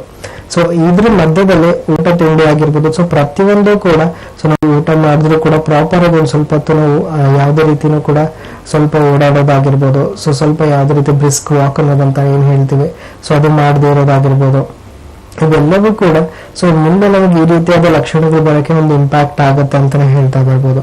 ಅಂಡ್ ಅದೇ ರೀತಿಯನ್ನ ಎಷ್ಟೋ ಜನ ಪೇಷಂಟ್ಸ್ಗೆ ನಾವು ಮುಂಚೆನೇ ಹೇಳ್ತಾ ಇದ್ವಿ ಕಾರಣಗಳು, ಸೊ ಒಂದೇ ಕಡೆ ಕೂತ್ಕೊಳ್ತಾ ಇರ್ತೀವಿ, ಸೊ ಇಲ್ಲ ಕಂಟಿನ್ಯೂಸ್ಲಿ ಡ್ರೈವಿಂಗ್ ನಮ್ ಕೆಲಸ ಇದೆ, ಸೊ ನಾವು ಡ್ರೈವಿಂಗ್ ಮಾಡ್ತಾನೆ ಇರಬೇಕು ಅಂತ ಹೇಳ್ತೀವಿ. ಸೊ ಆ ಪ್ರೆಷರ್ ಓವರ್ ದ ಬಟಕ್ಸ್ ಅಂತ ಹೇಳ್ತೀವಿ. ಸೊ ಆ ಒಂದು ಕಂಡೀಷನ್ ಇಂದನೂ ಸೊ ಈ ಪೈಲ್ಸ್ ಅನ್ನೋದು ಕಾಣಿಸ್ಕೊಳ್ತಾ ಇರುತ್ತೆ. ಸೊ ಅದರಿಂದನೂ ಕೂಡ ಈ ಕಂಡೀಷನ್ ಡೆವಲಪ್ ಆಗ್ತಾ ಇರುತ್ತೆ. ಅಂಡ್ ಇದೆಲ್ಲ ಬಿಟ್ರೆ ಸೊ ಬ್ಯಾಡ್ ಎಫೆಕ್ಟ್ಸ್ ಅಂತ ಹೇಳ್ತೀವಿ, ಅಂದ್ರೆ so bad effects of alcohol ಆಗಿರ್ಬೋದು, ಸ್ಮೋಕಿಂಗ್ ಆಗಿರ್ಬೋದು, ಸೊ ಇದನ್ನು ಕೂಡ ಯಾವುದೋ ಒಂದು ರೀಸನ್ಸ್ ಇಂದ ನಮಗೆ it might be one of the ಕಾಸ್ ಅಂತ ಹೇಳ್ಬೋದು. ಸೊ ಅದನ್ನು ಕೂಡ ಈ ಒಂದು ಪೈಲ್ಸ್ ಬರೋಕ್ಕೆ ಒಂದು ಕಾರಣ ಅನ್ನೋದಾಗ್ತಾ ಇರ್ಬೋದು. ಬಿಕಾಸ್ ಏನಾಗುತ್ತೆ, ಈ ಪೈಲ್ಸ್ ಅಂತ ಬಂದಾಗ it is also varicose veins ಅಂತಾನೆ ಹೇಳ್ಬೋದು. ಬಟ್ ಇದು ಏನು ರೀಜನ್ ಅಲ್ಲಿ ಆಗ್ತಾ ಇರೋದ್ರಿಂದ ನಾವು ಇದಕ್ಕೆ ಹೆಮೊರಾಯ್ಡಲ್ ವೆಯಿನ್ಸ್ ಅಲ್ಲಿ ಆಗ್ತಾ ಇರೋದ್ರಿಂದ ಸೊ ನಾವು ಇದನ್ನ ಹೆಮೊರಾಯ್ಡ್ಸ್ ಅಂತ ಕರಿತಾ ಇದೀವಿ, ಇಲ್ಲ ಪೈಲ್ಸ್ ಅಂತ ಕರಿತಾ ಇದ್ದೀವಿ. ಅಂಡ್ ಇದೇ ರೀತಿಯಾಗಿ ಸೊ ಯಾರಿಗೆ ಏನ್ ಕಾರಣದಿಂದ ಬರ್ತಾ ಇದೆ, ಸೊ ಅದು ಯಾವುದೋ ಒಂದು ಏಜ್ ಫ್ಯಾಕ್ಟರ್ ಆಗಿರ್ಬೋದು, ಸೊ ಯಾವುದೋ ಒಂದು ಇಶ್ಯೂಸ್ ಆಗಿರ್ಬೋದು, ಸೊ ಬರ್ತಾ ಇದೆ ಅಂತಂದ್ರೆ so first of all cause ಏನಿದೆ, so cause is very important ಅಂತ ಹೇಳ್ಬೋದು. ಸೊ ಕಾರಣ ತಿಳ್ಕೊಂಡ್ರೆ ಸೊ ಯಾವುದೇ ಏಜ್ ಅಲ್ಲಿ ಆಗಿರ್ಬೋದು, ಸೊ ಇವೊಂದು 50 ವರ್ಷದ ವ್ಯಕ್ತಿಗೆ ಪೈಲ್ಸ್ ಬಂದಿದೆ ಅಂದ್ರೆ ಅದು ವಾಸಿ ಮಾಡಕ್ ಆಗಲ್ಲ ಅಂತ ಅರ್ಥ ಇರೋದಿಲ್ಲ. ಸೊ ಅದನ್ನು ಕೂಡ ವಾಸಿ ಮಾಡ್ಬೋದು. ಅದೇ ರೀತಿಯಾದ ಒಂದು 20 ವರ್ಷದ ಯುವಕನಲ್ಲೂ ಕೂಡ ವೆರಿಕೋಸ್ ವೇನ್ಸ್ ಆಗಿರ್ಬೋದು, ಇಲ್ಲ ಪೈಲ್ಸ್ ಆಗಿರ್ಬೋದು ಬಂದ್ರೆ ಸೊ ಅದು ವಾಸಿ ಮಾಡಕ್ಕಾಗಲ್ಲ ಅಂತ ಹೇಳಕ್ಕಾಗಲ್ಲ. ಸೊ ಅದನ್ನು ಕೂಡ ವಾಸಿ ಮಾಡಕ್ ಆಗ್ಬೋದು. ಸೊ ಈ ರೀತಿಯಿಂದ ಯಾವುದೇ ರೀತಿ ಕಾರಣ ಅನ್ನೋದನ್ನ ನಾವು ಟ್ರೀಟ್ ಮಾಡ್ತಾ ಬಂದಾಗ ಸೊ ಡೆಫಿನೆಟ್ಲಿ ಸೊ ಕಾರಣದಿಂದ ಬರೋ ಲಕ್ಷಣಗಳು ಕೂಡ ವಾಸಿ ಆಗ್ತಾ ಇರುತ್ತೆ. ಸೊ ಇದಕ್ಕೆ ಏಜ್ ಫ್ಯಾಕ್ಟರ್ ಅನ್ನೋದು ಸೊ ಅಷ್ಟೊಂದು ಇಂಪಾರ್ಟೆಂಟ್ ಆಗೋದಿಲ್ಲ ಅಂತಾನೆ ಹೇಳ್ಬೋದು. ಓಕೆ ಡಾಕ್ಟರ್, ಇನ್ನು ಚಿಕಿತ್ಸೆ ಅಂತ ಬಂದಾಗ ನಮ್ಮ ಹೋಮಿಯೋಪತಿ ಬ್ರಾಂಚಸ್ ಅಲ್ಲಿ ಸೊ ಈಗ ಪೈಲ್ಸ್ ಸಮಸ್ಯೆ ಆಗಿರ್ಬೋದು, ಫಿಸ್ಟುಲಾ ಆಗಿರ್ಬೋದು, ಫಿಶರ್ ಆಗಿರ್ಬೋದು, ವಿತೌಟ್ ಆಪರೇಷನ್ ಕೂಡ ಸೊ ಖಂಡಿತವಾಗ್ಲೂ ಅದು ಕ್ಯೂರ್ ಆಗೋ ಚಾನ್ಸಸ್ ಇದ್ರೆ ಮತ್ತೆ ವಾಪಸ್ ಬರೋದಿಲ್ವಾ ಅಂತ ಹೇಳಿ ಚಿಕಿತ್ಸೆ ಆದ ನಂತರ ಕೆಲವರು ಆಪರೇಷನ್ಸ್ ಮಾಡಿಸ್ಕೊಂಡ್ಬಿಟ್ಟಿರ್ತಾರೆ. ಸೊ ನಮಗೆ ಪೈಲ್ಸ್ ಆಗಿದೆ ಅಥವಾ ಫಿಸ್ಟುಲಾ ಆಗಿದೆ ಅಂತ ಹೇಳಿ. ಸೊ ಆಪರೇಷನ್ ಆದ ನಂತರ ಅದು ಕಂಟಿನ್ಯೂ ಆಗ್ತಿದೆ ಅಂದಾಗ ಸೊ ಚಿಕಿತ್ಸೆ ಹೇಗಿರುತ್ತೆ, ಎಷ್ಟು ದಿನ ಬೇಕಾಗುತ್ತೆ ಅದು ಕಂಪ್ಲೀಟ್ ಆಗಿ ಕ್ಯೂರ್ ಆಗೋದಕ್ಕೆ? ಎಸ್, ಇವಾಗ ಟ್ರೀಟ್ಮೆಂಟ್ ಅಂತ ಬಂದಾಗ ಏನಾಗುತ್ತೆ, ಸೊ ಸುಮಾರು ಪೇಷಂಟ್ಸ್ಗಳಲ್ಲಿ ನಾವು ನೋಡ್ತಾ ಇರೋದು ಸೊ ಹೋಮಿಯೋಪತಿಲಿ ಒಂದು ಟ್ರೀಟ್ಮೆಂಟ್ ಅಂತ ಬರ್ತಾ ಇದಾರೆ. ನಾಟ್ ಓನ್ಲಿ ಪೈಲ್ಸ್, ಯಾವುದೇ ರೀತಿಯಾದ ಕಂಡೀಷನ್ಸ್ ಬರಬೇಕಂದ್ರೆ ಸೊ ಆಲ್ರೆಡಿ ಸುಮಾರು ಟ್ರೀಟ್ಮೆಂಟ್ ಗಳನ್ನ ತಗೊಂಡಿರ್ತಾರೆ. ಈ ಒಂದು ಆಪರೇಷನ್ ಮಾಡಿಸಿರೋ ಪೇಷಂಟ್ಸ್ ಬರ್ತಾ ಇರ್ತಾರೆ. ಸೊ ನಾವಿಲ್ಲಿ ಟ್ರೀಟ್ಮೆಂಟ್ ಅಂತ ಕೊಡ್ತಾ ಇದ್ದಾಗ ಏನಾಗುತ್ತೆ, ಸೊ ಅದು 3 ಡಿಗ್ರೀಸ್ ಅಲ್ಲಿ ಟ್ರೀಟ್ಮೆಂಟ್ ಅನ್ನೋದನ್ನ ಕೊಡ್ತಾ ಇದೀವಿ. So first degree of treatment ಅಲ್ಲಿ ಏನಾಗ್ತಾರೆ, ಸೊ ಯಾವ ಒಂದು ಪೇಷಂಟ್ಸ್ ಅಲ್ಲಿ ಬರ್ತಾ ಇದಾರೆ, ನಾವು ಇವಾಗ ರೇಟ್ಸ್ ಗಳನ್ನ ಹೇಳ್ತಾ ಇದೀವಿ, ಸೊ ಕಾಂಪ್ಲಿಕೇಶನ್ಸ್ ನ ಬಗ್ಗೆ ಮಾತಾಡ್ತಾ ಇದೀವಿ. ಸೊ ಯಾವ ಒಂದು ಕಂಡೀಷನ್ ಅಲ್ಲಿ ಬರ್ತಾ ಇದಾರೆ ಮೊದಲು ಅದೇ ಸ್ಟೇಜ್ ಅಲ್ಲಿ ಇರಬೇಕು, ಆ ಸ್ಟೇಜ್ ಗಿಂತ ಜಾಸ್ತಿ ಆಗ್ಬಾರ್ದು ಅನ್ನೋದನ್ನ ನೋಡ್ತಾ ಇದ್ದೀವಿ. ಸೊ ಕಂಟ್ರೋಲಿಟಿ ಅನ್ನೋದು ಮೊದಲನೇ ಡಿಗ್ರಿ ಆಫ್ ಟ್ರೀಟ್ಮೆಂಟ್ ಅಲ್ಲಿ ನಾವು ಮಾಡ್ತಾ ಇದೀವಿ. ಯಾವಾಗ ಕಾಯಿಲೆ ಅನ್ನೋದು ಜಾಸ್ತಿ ಆಗ್ತಾ ಇಲ್ಲ, ಸೊ ಕಾಯಿಲೆ ಅನ್ನೋದನ್ನ ಕಂಟ್ರೋಲ್ ಮಾಡಿದೀವಿ ಅಂದ್ರೆ so almost half of the case has been cured ಅಂತ ಹೇಳ್ತೀವಿ. ಅಂದ್ರೆ ಸೊ ಅರ್ಧ ಕೇಸ್ ಅನ್ನೋದು ಆಲ್ಮೋಸ್ಟ್ ವಾಸಿ ಆಗಿದೆ ಅಂತಾನೆ ಹೇಳ್ಬೋದು. ಬಿಕಾಸ್ ಸೊ ಕಾಯಿಲೆ ಜಾಸ್ತಿ ಆಗ್ತಾ ಇಲ್ಲ ಅಂದ್ರೆ ಇರೋ ಲಕ್ಷಣಗಳನ್ನ ನೆಕ್ಸ್ಟ್ ಹೇಗೆ ವಾಸಿ ಮಾಡಬೇಕು. ಸೊ ಇವಾಗ ಪೈಲ್ಸ್ ಅಂತ ಬಂದಾಗ ನಾವು ಮುಂಚೆ ಹೇಳ್ದಂಗೆ ಪ್ರತಿಯೊಂದು ಜೀವನ ಶಕ್ತಿನೂ ಸೊ ನಾರ್ಮಲ್ ಆಗ್ತಾ ಬರಬೇಕು. ಸೊ ಊಟ ಸರಿಯಾಗಿ ಮಾಡೋದಾಗಿರ್ಬೋದು, ಸೊ ನಮ್ಮ ದೈಹಿಕ ಚಟುವಟಿಕೆಗಳು ಚೆನ್ನಾಗಿ ಮಾಡೋದಾಗಿರ್ಬೋದು. ಬಿಕಾಸ್ ಕೆಲವೊಂದು ಪೇಷಂಟ್ಸ್ ಗಳಿಗೆ ನಾವು ಹೇಳ್ತಾ ಬರ್ತೀವಿ ಸೊ ತುಂಬಾನೇ ಒಂದು ತೊಂದರೆ ಪೈಲ್ಸ್ಗೆ ತೊಂದರೆ ಆಗ್ತಾ ಇದೆ ಅನ್ನೋದಾಗಿರ್ಬೋದು, ಬ್ಲೀಡಿಂಗ್ ಆಗ್ತಾ ಅನ್ನೋದಾಗಿರ್ಬೋದು. ಸೊ ನಾವು ಒಂದಿಷ್ಟು ಡಯಟ್ಸ್ ಆಗಿರ್ಬೋದು, ಇಲ್ಲ ಹೋಮ್ ಮ್ಯಾನೇಜ್ಮೆಂಟ್ಸ್ ಅಂತ ಹೇಳ್ತೀವಿ, ಸೊ ಅದನ್ನ ಅಡ್ವೈಸ್ ಮಾಡ್ತಾ ಇದೀವಿ. ಈ ಸೆಕೆಂಡ್ ಡಿಗ್ರಿ ಆಫ್ ಟ್ರೀಟ್ಮೆಂಟ್ ಅಲ್ಲಿ ಸಿಂಪ್ಟಮೆಟಿಕಲಿ ಬೆಟರ್ ಅನಿಸ್ತಾ ಬರಬೇಕು. ಸೊ ಪೇನ್ ಅನ್ನೋದು ಬೆಟರ್ ಇರಬೇಕು, ಸೊ ಸ್ವೆಲ್ಲಿಂಗ್ಸ್ ಇತ್ತು ಅಂದ್ರೆ ಬೆಟರ್ ಇರಬೇಕು, ಬ್ಲೀಡಿಂಗ್ ಇತ್ತು ಅಂದ್ರೆ ಕೂಡ ಬೆಟರ್ ಇರಬೇಕು. ಸೊ ಅದ್ರ ಜೊತೆಗೆ ಮ್ಯಾನೇಜ್ಮೆಂಟ್ ಅಂತ ಬಂದಾಗ ಸೊ ಎಷ್ಟೋ ಜನಕ್ಕೆ ನಾವು ಹಣ್ಣು ತರಕಾರಿಗಳನ್ನು ತುಂಬಾ ತಗೊಳ್ಳಿ ಅಂತ ಹೇಳ್ತೀವಿ. ಸೊ ನಮ್ಗೆ ಯಾವುದೇ ರೀತಿ ಎಮೋಷನ್ಸ್ ಅಲ್ಲಿ ಗಟ್ಟಿ ಅನ್ನೋದಾಗಿರ್ಬೋದು, ಕಾನ್ಸ್ಟಿಪೇಷನ್ ಅನ್ನೋದಾಗಿರ್ಬೋದು, ಸೊ ಯಾವುದೇ ರೀತಿ ಹಾರ್ಟ್ ಸ್ಟೂಲ್ಸ್ ಬರಬಾರದು ಅನ್ನೋದಕ್ಕೆ ಹೆಲ್ಪ್ ಆಗ್ತಾ ಬರುತ್ತೆ. ಅಂಡ್ ಎಷ್ಟೋ ಜನ ಪೇಷಂಟ್ಸ್ ಗಳಿಗೆ ಈ ಒಂದು ಇಲ್ಲ ಡಾಕ್ಟರ್ ನಮಗೆ ಕರೆಕ್ಟ್ ಆಗಿ ಹಣ್ಣು ಬೇಕಾಗಲ್ಲ, ನಮ್ಮ ವರ್ಕ್ ಪ್ಲೇಸ್ ತುಂಬಾನೇ ವೇರಿ ಆಗ್ತಾ ಇರುತ್ತೆ ಅಂತ ಹೇಳ್ತಾರೆ. ಬಟ್ ಸ್ಟಿಲ್ ಅಂಥವ್ರು ಕೂಡ ಸೊ ಪ್ರತಿನಿತ್ಯ ಅಟ್ಲೀಸ್ಟ್ ರಾತ್ರಿ 2 ಬಾಳೆಹಣ್ಣು ತಗೊಂಡು ಮಲ್ಕೊಳ್ಳೋದ್ರಲ್ಲೂ ಕೂಡ ಸೊ ಬೆಳಗ್ಗೆ ಮೋಷನ್ ಸಲೀಸಾಗೋದಾಗಿರ್ಬೋದು, ಸೊ ಯಾವುದೇ ರೀತಿ ಅಡೆತಡೆಗಳು ಆಗದೆ ಇರೋ ತರ ಆಗಿರ್ಬೋದು ನಾವು ಮಾಡ್ಕೊಳಕ್ಕೂ ಹೆಲ್ಪ್ ಆಗ್ತಾ ಇದೆ. ಇದನ್ನ ಹೊರತುಪಡಿಸಿ ಒಂದ್ ಸ್ವಲ್ಪ ಸಿಟ್ಸ್ ಬಾತ್ ಅಂತ ಹೇಳ್ತೀವಿ, ಅಂದ್ರೆ ಉಗುರು ಬೆಚ್ಚನ ನೀರಲ್ಲಿ ಪ್ರತಿ ದಿವಸ 8 ರಿಂದ 10 ನಿಮಿಷ ಕೂರೋದ್ರಿಂದನೂ ಕೂಡ ಇನ್ಫ್ಲಮೇಷನ್ ಅನ್ನೋದಾಗಿರ್ಬೋದು, ಪೇನ್ ಅನ್ನೋದಾಗಿರ್ಬೋದು, ಸ್ವೆಲ್ಲಿಂಗ್ಸ್ ಆಗಿರ್ಬೋದು, ಸೊ ಪ್ರತಿಯೊಂದು ಕೂಡ ಬೆಟರ್ ಆಗ್ತಾ ಇದೆ. ಸೊ ಈ ಒಂದು ಸಿಟ್ಸ್ ಬಾತ್ ಇಂದ ಅಂತಾನು ಹೇಳ್ಬೋದು. ಸೊ ಇದರತ್ತೆ ಒಂದಿಷ್ಟು ಹಲವಾರು ಹೋಮ್ ಮ್ಯಾನೇಜ್ಮೆಂಟ್ಸ್ ಅನ್ನೋದನ್ನ ನಾವು ಟ್ರೀಟ್ಮೆಂಟ್ ಜೊತೆಗೆ ಎಕ್ಸ್ಪ್ಲೇನ್ ಮಾಡ್ತಾ ಇದ್ದೀವಿ. ಬಿಕಾಸ್ ಸೊ ಟ್ರೀಟ್ಮೆಂಟ್ ಅನ್ನೋದು ಏನಾಗ್ತಾ ಇರುತ್ತೆ, ಸೊ ಇರುವಂತ ಪ್ಯಾಥಾಲಜಿಕಲ್ ಚೇಂಜಸ್ ಏನಿದೆ ಸೊ ಅದನ್ನ ಸರಿ ಮಾಡೋದ್ರಲ್ಲಿ ಹೆಲ್ಪ್ ಆಗ್ತಾ ಇದೆ. ಸೊ ಅಲ್ಲಿ ರಕ್ತ ಸಂಚಾರದಲ್ಲಿ ಕೊರತೆ ಅನ್ನೋದಾಗಿರ್ಬೋದು, ಬಿಕಾಸ್ ಸೊ ಆ ಹಿಮೋರಾಯ್ಡ್ ವೇನ್ಸ್ ಗಳಲ್ಲಿ ರಕ್ತನ ಸಂಚಾರ ಚೆನ್ನಾಗಿ ಆಗ್ತಾ ಇಲ್ಲ ಅನ್ನೋದಾಗಿರ್ಬೋದು, ಸೊ ಆ ರಕ್ತ ಸಂಚಾರದಲ್ಲಿ ಆಗಿರ್ಬೋದು, ಸೊ ಆ ವೇನ್ಸ್ ನ ಇಲಾಸ್ಟಿಸಿಟಿ ಇನ್ಕ್ರೀಸ್ ಮಾಡೋದ್ರಲ್ಲಾಗಿರ್ಬೋದು. ಸೊ ಪ್ರತಿಯೊಂದರಲ್ಲೂ ಕೂಡ ಹೋಮಿಯೋಪತಿ ಮಾತ್ರೆಗಳ ಹೆಲ್ಪ್ ಆಗ್ತಾ ಇದೆ ಅಂತಾನೆ ಹೇಳ್ಬೋದು. ಅಂಡ್ ಅದ್ರ ಜೊತೆಗೆ ಸಿಂಪ್ಟಮ್ಸ್ ಎಲ್ಲ ಬೆಟರ್ ಆಗ್ತಾ ಇದೆ. ಸೊ ಮ್ಯಾನೇಜ್ಮೆಂಟ್ ಎಲ್ಲ ಕರೆಕ್ಟ್ ಆಗಿ ಮಾಡ್ತಾ ಇದೆ ಅಂದಾಗ ಸೊ ಪೇಷಂಟ್ಸ್ ತಲೆಯಲ್ಲಿ ಏನಿರುತ್ತೆ, ಸೊ ಇವಾಗ ಸದ್ಯಕ್ಕೆ ಮೆಡಿಸಿನ್ಸ್ ತಗೋತಾ ಇದ್ದೀನಿ ಡಾಕ್ಟರ್, ಯಾವುದೇ ರೀತಿ ಸಮಸ್ಯೆ ಅನ್ನೋದು ಕಾಣಿಸ್ಕೊಳ್ತಾ ಇಲ್ಲ. ಸೊ ಇನ್ ಕೇಸ್ ನಾವು ಮೆಡಿಸಿನ್ಸ್ ತಗೊಳ್ಳೋದು ಏನಾದ್ರು ಸ್ಟಾಪ್ ಮಾಡಿದಾಗ ಮತ್ತೆ ತಿರ್ಗಾ ಇದೇ ಸಮಸ್ಯೆ ಬರುತ್ತಾ ಅನ್ನೋ ಕ್ವಶನ್ಸ್ ಎಷ್ಟೋ ಜನಕ್ಕೆ ಇರುತ್ತೆ. ಸೊ ಬಟ್ ಎಕ್ಸಾಕ್ಟ್ಲಿ ನಾವು 3rd ಡಿಗ್ರಿ ಆಫ್ ಟ್ರೀಟ್ಮೆಂಟ್ ಅಲ್ಲಿ ಏನ್ ಮಾಡ್ತಾ ಇದೀವಿ, ಒಂದು ಪ್ರಿವೆಂಟಿವ್ ಮೆಡಿಸಿನ್ಸ್ ಅಂತ ಕೊಡ್ತಾ ಇದೀವಿ. ಸೊ ಪ್ರಿವೆಂಟಿವ್ ಮೆಡಿಸಿನ್ಸ್ ಅಂತ ಬಂದಾಗ ಏನಾಗುತ್ತೆ, ಸೊ ಪೇಷಂಟ್ಸ್ಗೆ ಇವೊಂದು ಒಂದು ಕಂಡೀಷನ್ ಬೆಟರ್ ಆಗಿದೆ, ಸೊ ಪೈಲ್ಸ್ ಇಂದ ನನಗೆ ಯಾವುದೇ ರೀತಿ ತೊಂದರೆ ಬರ್ತಾ ಇಲ್ಲ, ಸೊ ಪೈಲ್ಸ್ ಅನ್ನೋ ಕಂಡೀಷನ್ ಕಂಪ್ಲೀಟ್ಲಿ ರೆಡ್ಯೂಸ್ ಆಗ್ತಾ ಇದೆ ಸರ್ ಸ್ವೆಲ್ಲಿಂಗ್ಸ್ ಅಂದಾಗ ಈ ಪ್ರಿವೆಂಟಿವ್ ಮೆಡಿಸಿನ್ಸ್ ಮುಂದೆ ಅವ್ರಿಗೆ ಯಾವುದೇ ರೀತಿಯ ತೊಂದರೆ ಅನ್ನೋದು ಹೆಚ್ಚಾಗದೇ ಇರೋ ತರ ನೋಡ್ಕೊಳಕ್ ಹೆಲ್ಪ್ ಆಗ್ತಾ ಇದೆ.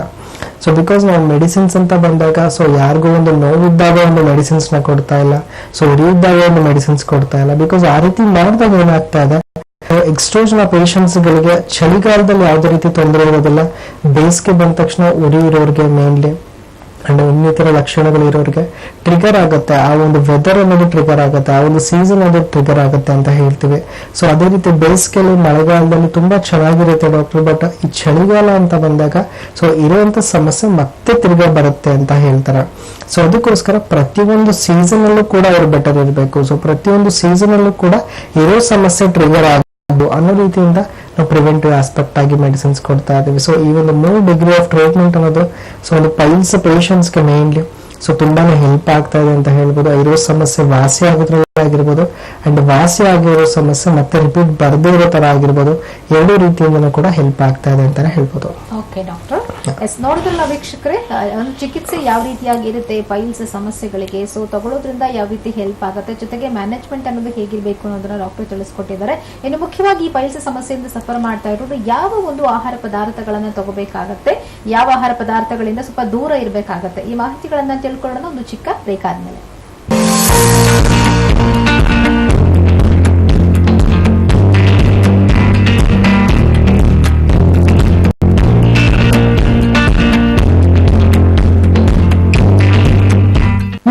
ಎಲ್ಲಾ ದೀರ್ಘಕಾಲದ ಆರೋಗ್ಯ ಸಮಸ್ಯೆಗಳಿಗೆ ಯಾವುದೇ ಅಡ್ಡ ಪರಿಣಾಮಗಳಿಲ್ಲದೆ ಶಾಶ್ವತ ಪರಿಹಾರಕ್ಕಾಗಿ ನಮ್ಮ ಹೋಮಿಯೋಪತಿ.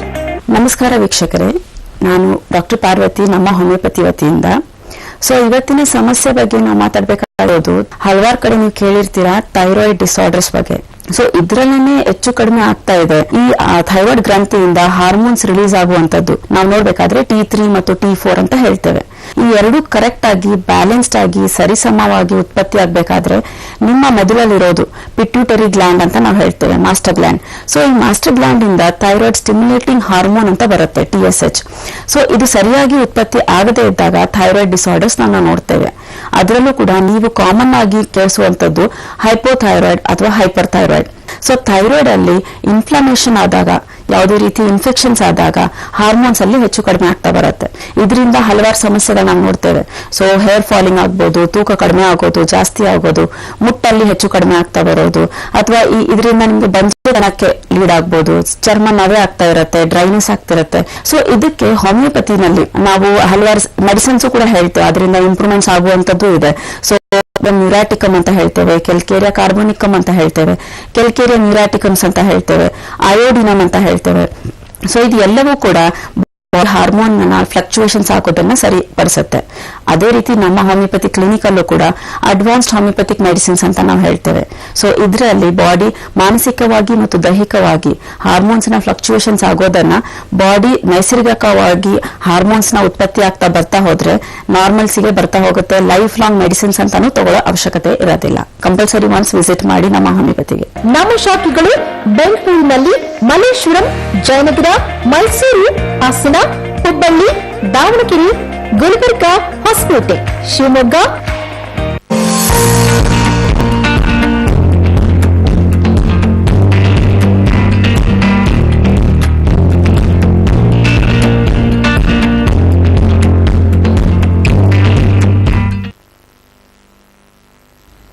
ವಿರಾಮದ ನಂತರ ನಮ್ಮ ಹೋಮಿಯೋಪತಿ ಅರ್ಪಿಸುವ ಆರೋಗ್ಯವೇ ಭಾಗ್ಯ ನೇರ ಪ್ರಸಾರದ ಕಾರ್ಯಕ್ರಮಕ್ಕೆ ಮತ್ತೆ ಸ್ವಾಗತ ವೀಕ್ಷಕರೇ.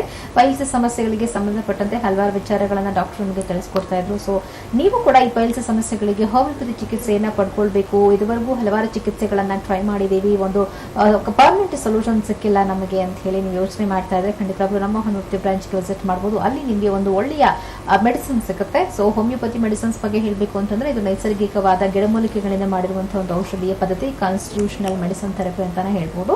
ಸೊ ಖಂಡಿತವಾಗ್ಲೂ ನಿಮ್ಮ ಒಂದು ಪೈಲ್ಸ್ ಸಮಸ್ಯೆಗಳಿಗೆ ಅಥವಾ ಬೇರೆ ಯಾವುದೇ ರೀತಿಯಾದಂತಹ ಆರೋಗ್ಯ ಸಮಸ್ಯೆಗಳಿಗೆ ಒಂದು ಒಳ್ಳೆಯ ಚಿಕಿತ್ಸೆ ಅಂತಾನೆ ಹೇಳ್ಬೋದು. ಸೊ ಹಾಗಾಗಿ ಒಂದ್ಸತಿ ನೀವು ನಮ್ಮ ಹೋಮಿಯೋಪತಿ ಬ್ರಾಂಚ್ಗೆ ಹೋಗಿ ವಿಸಿಟ್ ಮಾಡಿ ಅಂತ ತಿಳಿಸ್ತಾ ಎಸ್ ಡಾಕ್ಟರ್, ನೀವು ಕೊನೆಯದಾಗಿ ಆಹಾರ ಪದ್ಧತಿ ಅಂತ ಬಂದಾಗ ಸೊ ನಾವು ಜಾಸ್ತಿ ಇಂಪಾರ್ಟೆನ್ಸ್ ಕೊಡ್ಬೇಕಾಗುತ್ತೆ. ಅದರಲ್ಲಿ ಪ್ರಮುಖವಾಗಿ ಯಾರೆಲ್ಲ ಪೈಲ್ಸ್ ಸಮಸ್ಯೆಯನ್ನ ಫೇಸ್ ಮಾಡ್ತಿರ್ತಾರೋ ಅಥವಾ ಆಪರೇಷನ್ಸ್ ಮಾಡಿಸ್ಕೊಂಡ ಮೇಲೂ ಪದೇ ಪದೇ ಬರ್ತಿದೆ ಅಂತ ಹೇಳ್ತಿರ್ತಾರೋ, ಸೊ ಅಂತವ್ರು ಸ್ವಲ್ಪ ತುಂಬಾ ಇಂಪಾರ್ಟೆನ್ಸ್ ಕೊಡ್ಬೇಕಾಗುತ್ತೆ ಫುಡ್ ಬಗ್ಗೆ. ಸೊ ಯಾವ ರೀತಿ ಫುಡ್ ಗಳನ್ನ ತಗೋಬೇಕು, ಯಾವ ರೀತಿ ಫುಡ್ ಗಳನ್ನ ತಗೋದ್ರಿಂದ ಈ ಪೈಲ್ಸ್ ಸಮಸ್ಯೆಗಳಿಂದ ಸ್ವಲ್ಪ ದೂರ ಇರ್ಬೋದು, ಜೊತೆಗೆ ಅವಾಯ್ಡ್ ಮಾಡೋದೇ ಆದ್ರೆ ಯಾವ ಪದಾರ್ಥಗಳನ್ನ ಅವಾಯ್ಡ್ ಮಾಡಬೇಕಾಗುತ್ತೆ? ಸೊ ಎಕ್ಸಾಕ್ಟ್ಲಿ ಹೇಳಬೇಕು ಅಂತ ಹೇಳಿದಾಗ ಸೊ ಪೇಷಂಟ್ಸ್ಗೆ ಯಾವುದೇ ರೀತಿ ಒಂದು ಆಹಾರ ಪದ್ಧತಿ ಅನ್ನೋದು ಈ ಮೂಲವ್ಯಾಧಿ ಅನ್ನೋ ಒಂದು ಕಾಯಿಲೆಗೆ ಸೊ ಮೇನ್ಲಿ ಇಂಪಾರ್ಟೆಂಟ್ ಇರುತ್ತೆ ಅಂತಾನೆ ಹೇಳ್ಬೋದು. ಸೊ ಮೊದಲನೇದಾಗ್ಲೂ ನಾವು ಹೇಳ್ತಾ ಇದ್ವಿ, ಸೊ ಫೈಬರ್ ಇಂಟೇಕ್ ಅಂತ ಹೇಳ್ತೀವಿ. ಸೊ ಪ್ರತಿಯೊಂದು ವ್ಯಕ್ತಿಗೂ ಕೂಡ ಸೊ ಪ್ರತಿನಿತ್ಯ ಈ 25-30 ಗ್ರಾಮ್ ಫೈಬರ್ ಇಂಟೇಕ್ ಇರಬೇಕು ಅಂತ ಹೇಳ್ತೀವಿ. ಸೊ ಯಾವಾಗ ಆಹಾರ ಅನ್ನೋದು ನಾವು ತಗೋತಾ ಇದ್ವಿ, ಸೊ ಅದು ಪೂರ್ತಿ ಹಣ್ಣು ಹಂಪಲುಗಳಿಂದ ಒಳಗಾಗಿರ್ಬೇಕು. ಸೊ ಪ್ರತಿ ದಿವಸನೂ ಕೂಡ ಹಸಿರು ತರಕಾರಿಗಳಾಗಿರ್ಬೋದು, ಸೊ ಹಣ್ಣುಗಳಾಗಿರ್ಬೋದು, ಸೊ ಪ್ರತಿನಿತ್ಯ ನಾವು ತಗೊಳ್ತಾ ಬರಬೇಕು ಅಂತಾನೆ ಹೇಳ್ತಾ ಬರೋದು. ಅಂಡ್ ಅದೇ ರೀತಿಯಾಗಿ ಸೊ ನೀರು ಅನ್ನೋದನ್ನ ಜಾಸ್ತಿ ಕುಡಿತಾ ಬನ್ನಿ ಅಂತ ಹೇಳ್ತಾ ಬರ್ತೀವಿ. ಅಂಡ್ ಅದೇ ರೀತಿ ಪೈಲ್ಸ್ ಅನ್ನೋದು ಕಾಣಿಸ್ಕೊಂಡಿದೆ, ಸೊ ತುಂಬಾ ದಿವಸದಿಂದ ಸಫರ್ ಆಗ್ತಾ ಇದ್ದಾರೆ ಅಂತ ಎಂದಾಗ ಸೊ ಅಂತ ಪೇಷಂಟ್ಸ್ ನಾವು ಇನ್ನೊಂದು ಈ ಹೋಮ್ ಮ್ಯಾನೇಜ್ಮೆಂಟ್ ರೀತಿಯಾಗಿ ನಾವು ಎಕ್ಸ್ಪ್ಲೈನ್ ಮಾಡಬೇಕಾದ್ರೆ ಮೂಲಂಗಿ ಮತ್ತೆ ಮೊಸರು ಎರಡನ್ನೂ ಮಿಕ್ಸ್ ಮಾಡಿಕೊಂಡು ಬೆಳಗ್ಗೆ ಎಂಟಿ ಸ್ಟಮಕ್ ಅಲ್ಲಿ ತಗೊಳ್ಳೋದು ಕೂಡ ಸೊ ಎಷ್ಟೋ ಜನ ಪೇಷಂಟ್ಸ್ ಗಳಲ್ಲಿ ಈ ಇನ್ಫ್ಲಮೇಷನ್ ಆಗಿರ್ಬೋದು, ಸೊ ಊತ ಅನ್ನೋದಾಗಿರ್ಬೋದು, ಸಿಂಪ್ಟಮ್ಸ್ ಅನ್ನೋದಾಗಿರ್ಬೋದು ರಿಡ್ಯೂಸ್ ಆಗ್ತಾ ಇದೆ ಅಂತ ಹೇಳ್ತೇವೆ. ಸೊ ಅದೇ ರೀತಿಯಾಗಿ ಒಂದು ಸಿಟ್ಸ್ ಬಾತ್ ಅಂತ ಹೇಳ್ತಾ ಬಂದ, ಸೊ ಉಗುರು ಬೆಚ್ಚನ ನೀರಲ್ಲಿ ಒಂದು 8-10 ನಿಮಿಷ ಕೂರೋದಾಗಿರ್ಬೋದು. ಸೊ ಇದನ್ನೂ ಕೂಡ ಸೊ ಈ ಪೈಲ್ಸ್ ಪೇಷಂಟ್ಸ್ ಗಳಲ್ಲಿ ಬೆಟರ್ ಅನ್ನೋದಾಗ್ತಾ ಇದೆ ಅಂತ ಹೇಳ್ಬೋದು.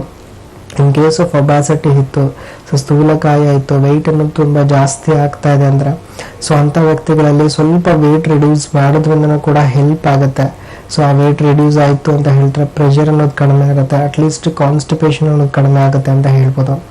ಅಂಡ್ ಇನ್ ಕೇಸ್ ಯಾರಿಗೆ ಕಾನ್ಸ್ಟಿಪೇಷನ್ ಅನ್ನೋದಿದೆ, ಸೊ ಈ ಪೈಲ್ಸ್ ಅನ್ನೋದ್ರ ಜೊತೆ ಕಾನ್ಸ್ಟಿಪೇಷನ್ ಇದೆ, ಸೊ ಮೋಷನ್ಸ್ ಅನ್ನೋದು ಆಗ್ತಾ ಇಲ್ಲ ಅಂತಂದಾಗ ಡೆಫಿನೆಟ್ಲಿ ಆ ಕಾನ್ಸ್ಟಿಪೇಷನ್ಸ್ ಅನ್ನೋದು ರಿಡ್ಯೂಸ್ ಮಾಡ್ಕೊಳ್ಳೋಕ್ಕೆ, ಸೊ ನಮ್ಮ ಬಾಡಿಯಲ್ಲಿ ಆಗ್ತಕ್ಕಂಥ ಚೇಂಜಸ್ಗೆ ಸೊ ಯಾವ ಕಾರಣದಿಂದ ಕಾನ್ಸ್ಟಿಪೇಷನ್ ಬರ್ತಾ ಇದೆ, ಸೊ ಅದು ಆಹಾರ ಪದ್ಧತಿ ಆಗಿರ್ಬೋದು, ಸೊ ಫುಡ್ ಸ್ಟೈಲ್ ಅನ್ನೋದು ಯಾವುದೇ ರೀತಿನೂ ಕೂಡ ಸೊ ವೇರಿ ಆಗಬಾರ್ದು, ಸೊ ಟೈಮ್ ಅನ್ನೋದು ಸ್ಕಿಪ್ ಆಗಬಾರ್ದು ಅನ್ನೋ ರೀತಿ ನೋಡ್ಕೊಳ್ಳೋದು. ಅಂಡ್ ಅದೇ ರೀತಿಯಾಗಿ ಸೊ ನೆಕ್ಸ್ಟ್ ನಾವು ನೋಡ್ತಾ ಬಂದಾಗ so proper quantity of food ನಾವೇನು ತಗೋತಾ ಇದ್ದೀವಿ. ಸೊ ಎಷ್ಟೋ ಜನ ಪೇಷಂಟ್ಸ್ಗಳಿಗೆ ಸೊ ಮಸಾಲೆ ಖಾರ ಅಂಶ ತಿಂದ್ರೆ ಸಾಕು ಡಾಕ್ಟರ್ ನಮಗೆ ಪೈಲ್ಸ್ ಅನ್ನೋದು ಕಾಣಿಸ್ಕೊಳ್ಳುತ್ತೆ ಅನ್ನೋದಾಗಿರ್ಬೋದು, ಸೊ ನಾನು ನಾನ್ ವೆಜ್ ತಗೊಂಡಾಗ ಪೈಲ್ಸ್ ಕಾಣಿಸ್ಕೊಳ್ಳುತ್ತೆ ಅನ್ನೋದಾಗಿರ್ಬೋದು. ಸೊ ಇವೆಲ್ಲವೂ ಒಂದಿಷ್ಟು ಲಕ್ಷಣ ಅಂತ ಹೇಳ್ತೀವಿ. ಬಟ್ ಯಾವಾಗ ಆ ಫುಡ್ ಅನ್ನು ಟ್ರಿಗರ್ ಮಾಡ್ತಾ ಇದೆ ಅಂದ್ರೆ ಸ್ವಲ್ಪ ದಿವಸದ ಮಟ್ಟಿಗೆ ಆ ಫುಡ್ಸ್ ಗಳನ್ನ ಸ್ವಲ್ಪ ಅವಾಯ್ಡ್ ಮಾಡೋದು ತುಂಬಾ ಒಳ್ಳೇದು ಅಂತಾನೆ ಹೇಳ್ಬೋದು. ಅಟ್ಲೀಸ್ಟ್ ಇರ್ತಕ್ಕಂಥ ಇನ್ಫ್ಲಮೇಷನ್ ಆಗಿರ್ಬೋದು, ಸ್ವೆಲ್ಲಿಂಗ್ಸ್ ಅನ್ನೋದಾಗಿರ್ಬೋದು, ಸೊ ರಿಡ್ಯೂಸ್ ಆಗೋವರೆಗೂ ಕಂಡೀಷನ್ ಅನ್ನೋದು ಥ್ರೂ ಟ್ರೀಟ್ಮೆಂಟ್ ಅವ್ರು ಬೆಟರ್ ಮಾಡ್ಕೊಳ್ಳೋವರೆಗೂ ಆ ಫುಡ್ ಅನ್ನೋದನ್ನು ಸ್ವಲ್ಪ ಅವಾಯ್ಡ್ ಮಾಡ್ತಾ ಬರೋದು. ಸೊ ನಾರ್ಮಲ್ ಒಂದು ಡೈಜೆಷನ್ಸ್ ಅನ್ನೋದು ಚೆನ್ನಾಗಿ ಆಗೋದಕ್ಕೆ, ಸೊ ಜೀವನ ಶಕ್ತಿ ಚೆನ್ನಾಗಿ ಆಗೋಕ್ಕೆ, ಮೋಷನ್ ಸ್ಮೂತ್ ಆಗೋದಕ್ಕೆ ಯಾವೊಂದು ಆಹಾರ ಅನ್ನೋದು ಕರೆಕ್ಟಾಗಿ ಸೂಟಬಲ್ ಆಗಿರುತ್ತೆ, ಸೊ ಆಹಾರ ಸೇವಿಸೋದು ತುಂಬಾ ಇಂಪಾರ್ಟೆಂಟ್ ಅಂತ ಹೇಳ್ತೇವೆ. ಇವೆಲ್ಲವೂ ಕೂಡ ಒಂದಿಷ್ಟು ಮ್ಯಾನೇಜ್ಮೆಂಟ್ಗಳಾಗಿರುತ್ತೆ. ಅಂಡ್ ಇದೇ ರೀತಿಯಾಗಿ ಸೊ ಫುಡ್ ಅನ್ನೋದು ನಾವು ಏನ್ ತಗೋತಾ ಇದ್ದೇವೆ, ಮೋಷನ್ಸ್ ಅನ್ನೋದು ಏನ್ ಕರೆಕ್ಟಾಗಿ ಆಗ್ತಾ ಇದೆ, ಸೊ ಇದು ಒಂದು ಪ್ರಾಬ್ಲಮ್ ಇತ್ತು ಅಂದ್ರೆ ಸೊ ಇದ್ರ ಹೊರತಾಗಿ ನಾವು ನೋಡ್ಬೇಕು ಅಂತ ಹೇಳಿದಾಗ ಸೊ ಆಕ್ಯುಪೇಷನಲ್ ಹಜಾರ್ಡ್ಸ್ ಅಂತ ಬಂದಾಗ ಸೊ ಮಾಡೋ ಕೆಲಸದಿಂದ ಪೈಲ್ಸ್ ಬರ್ತಾ ಇದೆ. ಸೊ ನಾವೇನು ನಮ್ಮ ವೃತ್ತಿ ಇದೆ, ಸೊ ಆ ಕೆಲಸ ಮಾಡೋದ್ರಿಂದ ಪೈಲ್ಸ್ ಬರ್ತಾ ಇದೆ ಅಂದ್ರೆ ಸೊ ಪ್ರತಿಯೊಂದು 8-10 ಗಂಟೆ ಯಾರು ಪ್ರತಿ ದಿವಸ ಕುತ್ಕೊಂಡು ಕೆಲಸ ಮಾಡ್ತಾ ಇದಾರೆ, ಯಾರು ನಿಂತ್ಕೊಂಡು ಕೆಲಸ ಮಾಡ್ತಾ ಇದಾರೆ, ಅವರಿಗೆ ಸ್ವಲ್ಪ ಪೋಸ್ಚರ್ ಅನ್ನೋದು ಚೇಂಜ್ ಮಾಡ್ತಾ ಬನ್ನಿ ಅಂತ ಹೇಳ್ತೀವಿ. ಸೊ ಪ್ರತಿ 15-20 ನಿಮಿಷಕ್ಕೆ ಒಂದು ಸಾತಿ ಸ್ವಲ್ಪ ಪೋಸ್ಚರ್ ಚೇಂಜ್ ಮಾಡೋದ್ರಿಂದ ಕೂಡ ಸೊ ಬೆಟರ್ಮೆಂಟ್ ಸಿಗುತ್ತೆ ಅಂತ ಹೇಳ್ತೀವಿ. ಸೊ ಇವೊಂದಿಷ್ಟು ಕೆಲವು ಒಂದು ಫಿಸಿಕಲ್ ಆಕ್ಟಿವಿಟೀಸ್ಗಳು ಮತ್ತೆ ಮ್ಯಾನೇಜ್ಮೆಂಟ್ಗಳು ಮಾಡೋದ್ರಿಂದ ಸೊ ಪೈಲ್ಸ್ ಅನ್ನೋದನ್ನ ಪ್ರಿವೆಂಟ್ ಮಾಡ್ಬೋದು. ಅಂಡ್ ಬಂದಿರೋರು ಸೊ ಇರೋ ಕಂಡೀಷನ್ಸ್ ನ ಬೆಟರ್ ಮಾಡ್ಕೋಬಹುದು ಅಂತಾನೆ ಹೇಳ್ಬೋದು. ಓಕೆ ಡಾಕ್ಟರ್, ಇನ್ನು ಪ್ರೆಗ್ನೆನ್ಸಿ ಅಲ್ಲೂ ಕೂಡ ನಾವು ಪೈಲ್ಸ್ ಸಮಸ್ಯೆ ಫೇಸ್ ಮಾಡಿರೋರ್ನ ನೋಡಿ. ಸೊ ಈಗ ಆಹಾರ ಪದ್ಧತಿಯಿಂದಾಗಿ ಪೈಲ್ಸ್ ಸಮಸ್ಯೆ ಬರ್ಬೋದು ಅಥವಾ ಆಕ್ಯುಪೇಷನ್ ಅಲ್ಲಿ ಬರ್ಬೋದು. ಈ ಪ್ರೆಗ್ನೆನ್ಸಿ ಟೈಮ್ ಅಲ್ಲಿ ಪೈಲ್ಸ್ ಸಮಸ್ಯೆ ಬರೋದಕ್ಕೆ ಏನ್ ಕಾರಣಗಳಿರುತ್ತೆ, ಸೊ ಆ ಟೈಮ್ ಅಲ್ಲಿ ಹೇಗಿರ್ಬೇಕು ಅಂತ ಹೇಳಿ? ಸೊ ಈಗ ಪ್ರೆಗ್ನೆನ್ಸಿ ಅಂತ ಬಂದಾಗ ಸೊ ನಾವು ಇಷ್ಟೊತ್ತು ಕೂಡ ಮಾತಾಡ್ತಾ ಇರೋದು ಒಂದು ಪ್ರೆಷರ್ ಅಂತ ಹೇಳ್ತಾ ಇದ್ದೀವಿ.